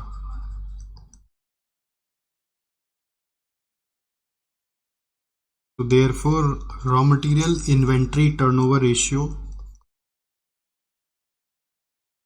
is 56,000 by 8,000. कितना आ रहा है? 7 times. और यहाँ पे आ रहा है 25,000 by 10,000 करके 2.5 times. तो इन दोनों से इंटरप्रिटेशन क्या निकल रहा है? हाँ, मतलब जिसका हाई है वो फास्ट है, ठीक है, फास्ट मूविंग है.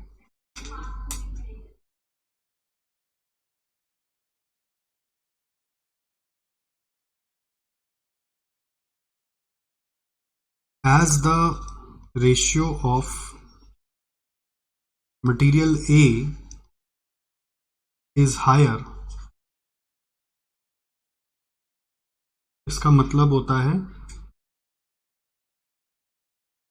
as the ratio of material A is higher, comma, it is fast moving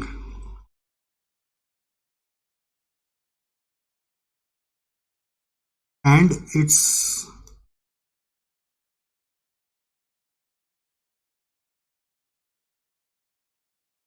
stock is better utilized by the management.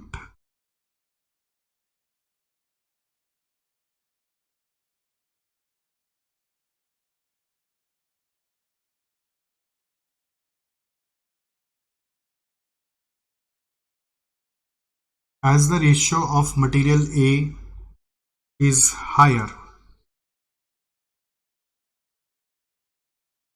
it is fast moving and its stock is better utilized by the management.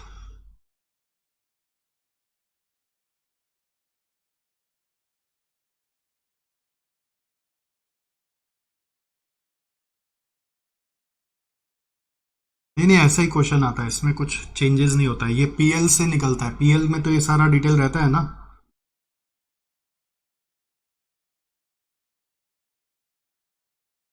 Clear है? हो गया?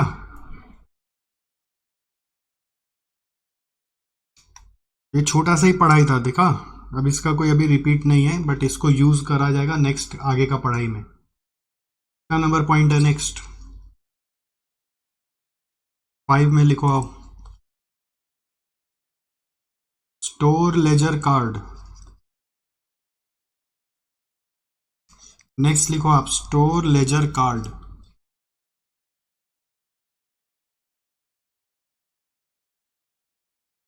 Store ledger card.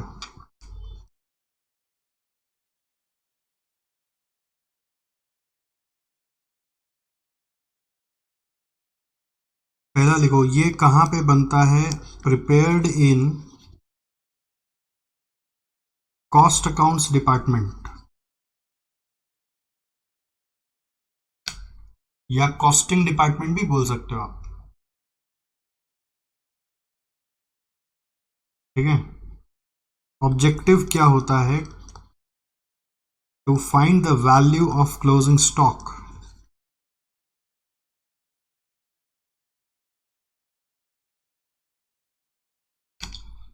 To find the value of closing stock. ठीक है।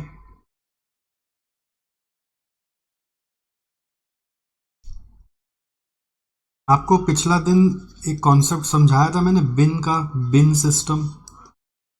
उससे ये भी समझाया था बिन कार्ड क्या होता है। क्या होता है? हर बिन के ऊपर लगा देते हैं और उस पर क्या डिटेल लिखा हुआ रहता है? क्वांटिटी, कितना आया, कितना गया, कितना बचा हुआ है, ध्यान है? तो क्वेश्चन आता है बिन कार्ड और स्टोर लेजर कार्ड में डिफरेंस क्या है?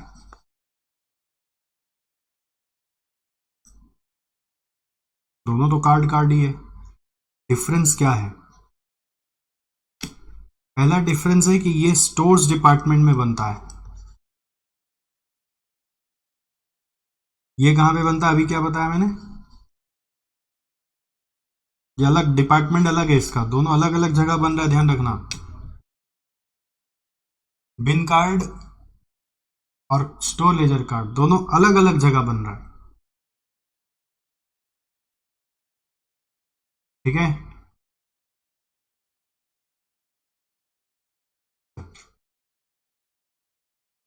बिन कार्ड में जो पर्पस है वो है इन्वेंट्री कंट्रोल। इन्वेंट्री कंट्रोल मतलब हमको कभी भी कोई भी इन्वेंट्री जानना हो तो पता चल जाए कितना है कि नहीं है। अप टू डेट रिकॉर्ड्स, मतलब idea is up to date records. Up to date records मिल जाना चाहिए। ठीक है।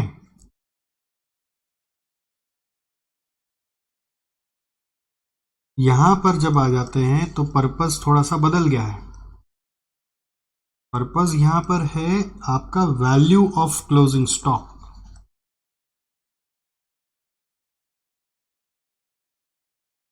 लिखा भी था ऊपर में ना। तो पर्पस का मतलब क्या है? यहां पर नया पर्पस आ गया, वैल्यू ऑफ क्लोजिंग स्टॉक।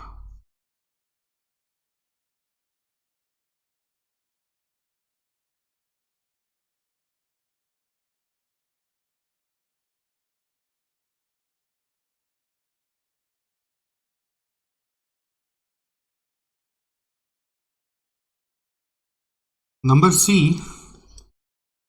ये परपेचुअल बेसिस में बनता है। परपेचुअल बेसिस का मतलब होता है ऑनगोइंग। ऑनगोइंग का मतलब होता है रियल टाइम। रियल टाइम मतलब क्या हुआ? ऑनगोइंग बेसिस बोल सकते हो या फिर ऐसा बोल सकते हो जैसे ही ट्रांजैक्शन होगा, जस्ट आफ्टर एनी ट्रांजैक्शन। ठीक है, मतलब अभी खरीदा अभी अपडेट करो, अभी इशू किया अभी अपडेट करो, तुरंत तुरंत अपडेट करवाएंगे। बिन कार्ड में लिख के निकालोगे और निकालने के बाद वापस मान लीजिए नया डाले तो बिन कार्ड में अपडेट करोगे।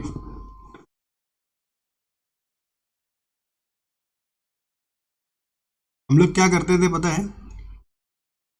अपना एक ऑफिस में काम करते थे जब आप लोग के तरह स्टूडेंट थे, तो हम लोग ने वहां पे सिस्टम डाला। वहां पे ऐसे कैश कैश बॉक्स होता था, तो कैश बॉक्स का बिन कार्ड बना दिया कि जितना बार इसमें से एक भी रुपया निकलेगा, एक कागज में लिखेंगे कितना रुपया निकाला गया है, और जितना रुपया डालेंगे वो भी कागज में लिखेंगे। समझ गया? और उसको भी स्टाइलाइज कर दिया नोट वाइज, करेंसी वाइज, कि 5 रुपया का नोट, 10 रुपया का नोट, 20 रुपया का नोट, 100 रुपया का नोट, 500 रुपया का नोट, ये रिसीट साइड में डाल दिया और ऐसे इशू साइड में डाल दिया, पेमेंट साइड में। तो इससे टोटल लिख दिया एक तो। और इससे क्या हुआ कि रुपया का हेर फेर तुरंत पता चल जाता था कि एक 20 रुपया का नोट गायब है। समझ गए? नोट वाइज हिसाब मिल जाता था, कोई गड़बड़ कर ही नहीं सकता है। और जितना बार रुपया घुसता था उसमें अपडेट करते थे, निकलता था फिर अपडेट करते थे। ना पिताजी का दुकान में इम्प्लीमेंट करवाइए ना जाके, उनका भी थोड़ा रुपया पैसा का हिसाब ठीक हो जाएगा। ठीक है, आइडिया दीजिए, एक तो फॉर्मेट बना के अच्छा सा उनको बना के दे दीजिए, बोला आप इसको भरा करिए डेली बेसिस में, जितना बार रुपया निकालेंगे और जितना बार रुपया डालेंगे। तो बुद्धि लगा के जैसे मैं फॉर्मेट बनाया ना अभी, वैसा फॉर्मेट बना लीजिए सुंदर सा। ठीक है, अगर भर लेंगे ना तो उनका मेहनत का कमाई कभी इधर उधर नहीं होगा। यहाँ पे यहाँ पे एडवांटेज क्या मालूम, मतलब यहाँ पे क्या सिस्टम होता है कि it is prepared on periodic basis. Periodic basis का मतलब है कि at the end of the period, at the end of maybe a week या फिर मंथ, लाइक दैट एक्सेट्रा। हर समय नहीं बनाना है, हर समय बनाने का दरकार नहीं है कि अभी एक एंट्री हुआ आप कर लो, अभी एक पेमेंट हुआ कर लो, ऐसा नहीं। आपको स्टॉक का रिपोर्ट कब देना है उसके हिसाब से आप बना लीजिए। ठीक है,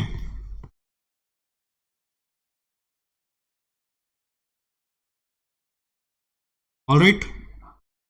बिन कार्ड में क्वांटिटी इज इंपॉर्टेंट, ठीक है, बट स्टोर लेजर कार्ड में क्वांटिटी एंड रेट दोनों चाहिए।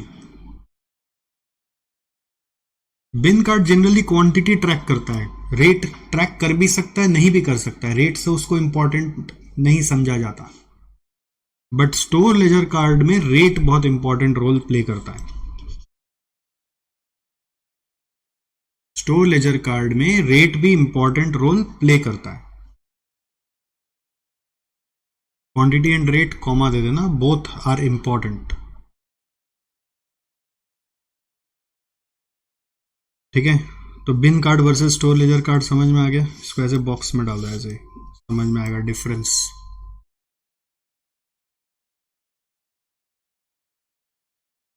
अब fourth, methods for store ledger card. Store ledger card का बहुत सारा मेथड है।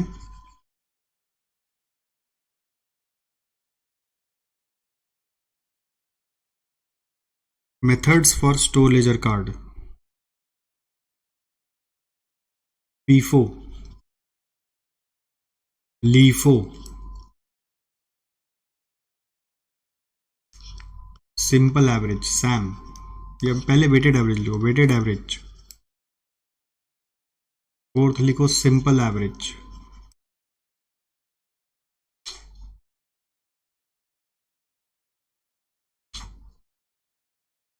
फिफ्थ लिखो रिप्लेसमेंट प्राइस।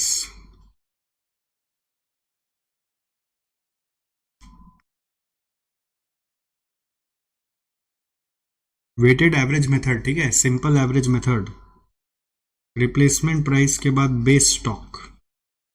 बेस स्टॉक के साथ फीफो लीफो दोनों लगता है। Standard price. ऐसा और भी मेथड है मेरे पास, लेकिन मैं दूंगा नहीं आपको, क्योंकि आपका इंस्टीट्यूट बोलता है इससे ज़्यादा मेरा कोर्स में नहीं है, मतलब उन इंस्टीट्यूट ने इससे ज़्यादा टच नहीं किया है। मेथड्स और भी एग्जिस्ट करते हैं, but that we don't require now. Okay, fifth,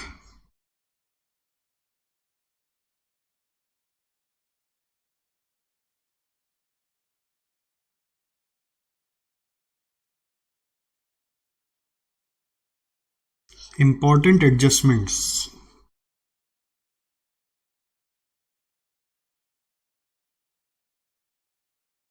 important adjustments।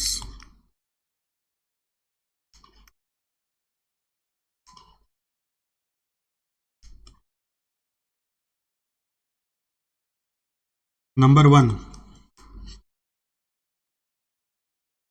पहला एडजस्टमेंट क्या होगा,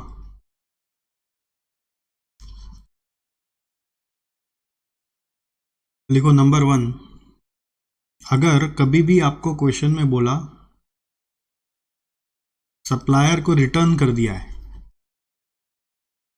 सप्लायर्स को रिटर्न कर दिया, रिटर्न, तो उसको आप इश्यूज दिखाओगे, issues is equal to issues at original purchase rate. अभी आप लिख लो, ये सब समझ में आएगा बाद में, अभी आप लिख लो खाली। सप्लायर्स रिटर्न अगर बोला है, या रिटर्न टू सप्लायर्स बोल लीजिए इसको, रिटर्न टू सप्लायर्स अगर बोला है तो उसको इश्यूज दिखाओगे at original purchase rate. Original purchase rate लिखने का मतलब ये है कि जैसे ऐसे ये सब मेथड्स होते हैं, तो कोई मेथड नहीं लागू होगा, वो ओरिजिनल परचेज रेट से काम होगा उसमें।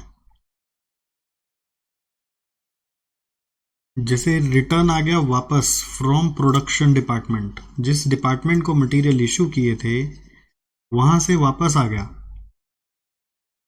Return from production department.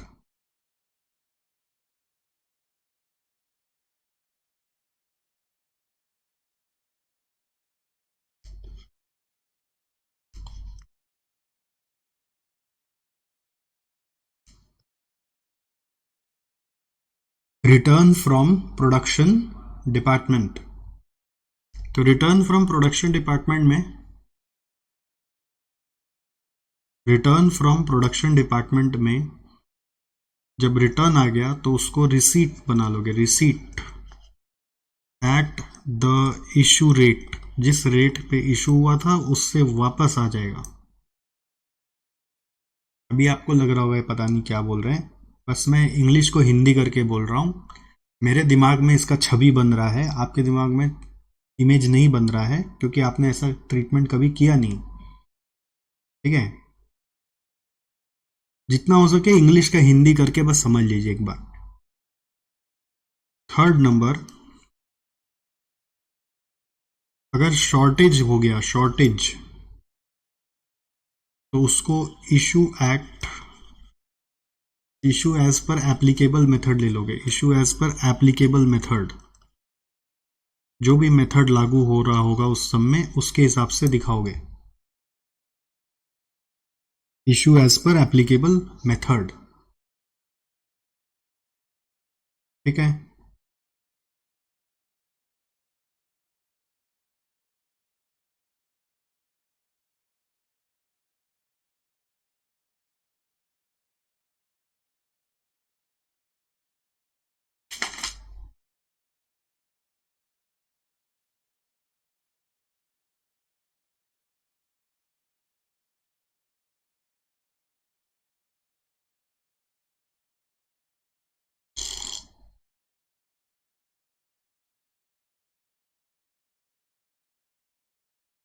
और कोई पॉइंट अब मेरे को नहीं ध्यान आ रहा है, जरूरत नहीं है, और I think this much is enough. Excess point झूठ मूठ का लिखा के क्या करेंगे, 3 point is enough. Important adjustments में 3 पॉइंट काम आता है। 6 नंबर, कभी कभी आपको बोलेगा ट्रीटमेंट ऑफ शॉर्टेज, क्वेश्चन पूछेगा शॉर्टेज का क्या ट्रीटमेंट करें, तो आंसर होगा जो भी उसका कॉस्ट आ रहा है, cost is treated as, 2 part कर लोगे, अगर वो नॉर्मल लॉस है तो उसको फैक्ट्री ओवरहेड बना दोगे, और अगर वो एबनॉर्मल लॉस है तो कॉस्टिंग पीएल में चार्ज कर दोगे। ट्रीटमेंट ऑफ शॉर्टेज के लिए ये बात याद रखनी है।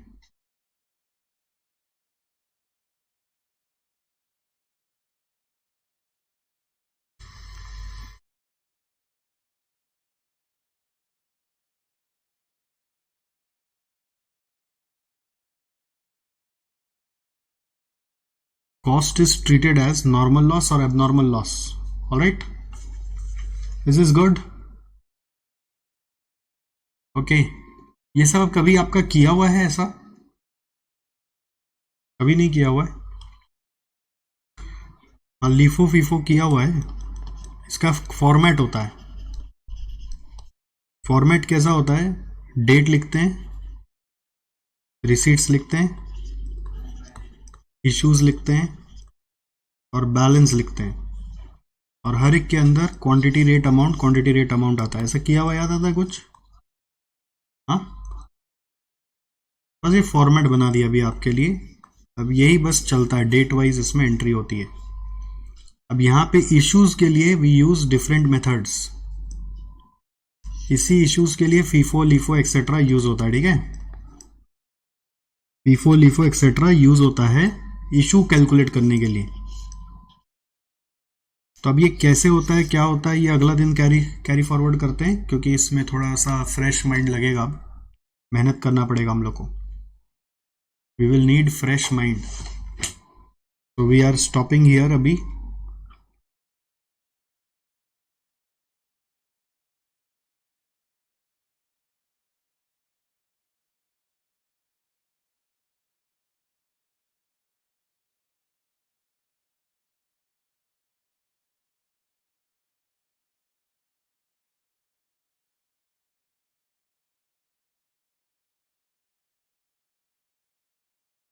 बस इसको लिख लो, आज यहीं रुक जाते हैं। अगला दिन हम लोग इसके पीछे लग जाएंगे पूरा कंटिन्यू करने में। ये स्टोर लेजर कार्ड को पूरा ख़त्म करना है अगला दिन। अगला दिन थोड़ा सा ना खुशी का गोली खा के आइएगा। खुश खुश रहेंगे तो स्पीड मिलेगा। और कोशिश ये करना है हम लोग को कि अगला दिन स्टोर लेजर कार्ड का सारा कहानी ख़त्म हो जाए। कैलकुलेटर जरूर रखिएगा अपने पास।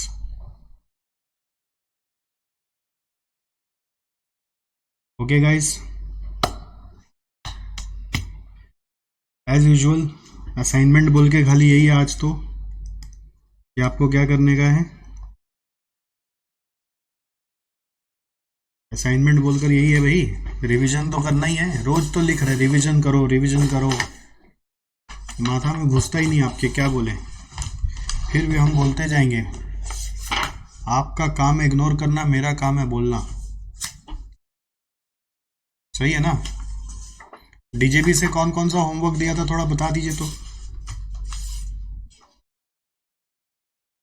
डीजेबी से कौन कौन सा क्वेश्चन होमवर्क मिल चुका है?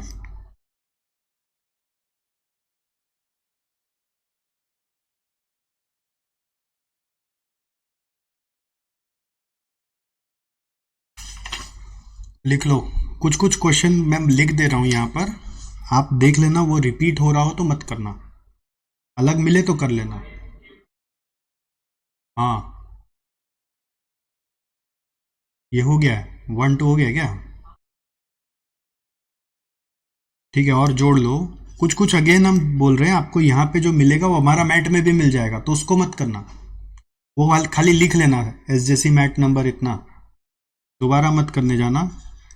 क्वेश्चन 4 लिख दिया मैंने। 1 2 3 4 जो पहले दे दिया दे दिया। नया जो लिख रहे वो आप ले लो। और जो क्वेश्चन आज क्लास में हो गया वो करने का दरकार नहीं है। अगर उसमें कोई डर लगा हो, दिक्कत हुआ तो ही करना। क्वेश्चन 12 13 14 जो जो दे रहे वो पूरा पक्का से कर लीजिएगा, इसको स्किप नहीं करना है किसी भी कीमत पे। 15 16 17 18 बहुत सारा क्वेश्चन क्लास में हो गया, ठीक है? आप नंबर देख के घबराइए नहीं। 20 21 19 20 21 कई सारा क्लास में हो गया, मैं बार बार बोल रहा हूँ। 24 नहीं, 24 नहीं होगा।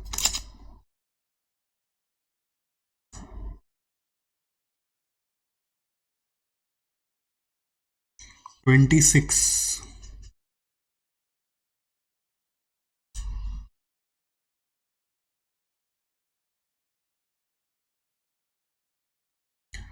33 36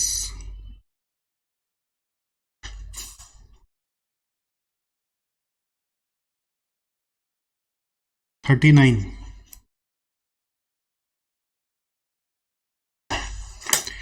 इसमें से कई सारा पहले भी बता चुके थे, तो वो सब छोड़ देना, और जो जो सम आप मिलाओगे कि क्या क्या क्लास में हो चुका है उसको डीजेवी बुक में भी मार्किंग कर देना। एसजेसी मैट का ये क्वेश्चन नंबर है, ये इसलिए हम दोबारा नहीं किए। ठीक है, चलो आज आपका यहीं तक क्लास है। ठीक है, अगला दिन छुट्टी है आपका। चलिए, थैंक यू सो मच।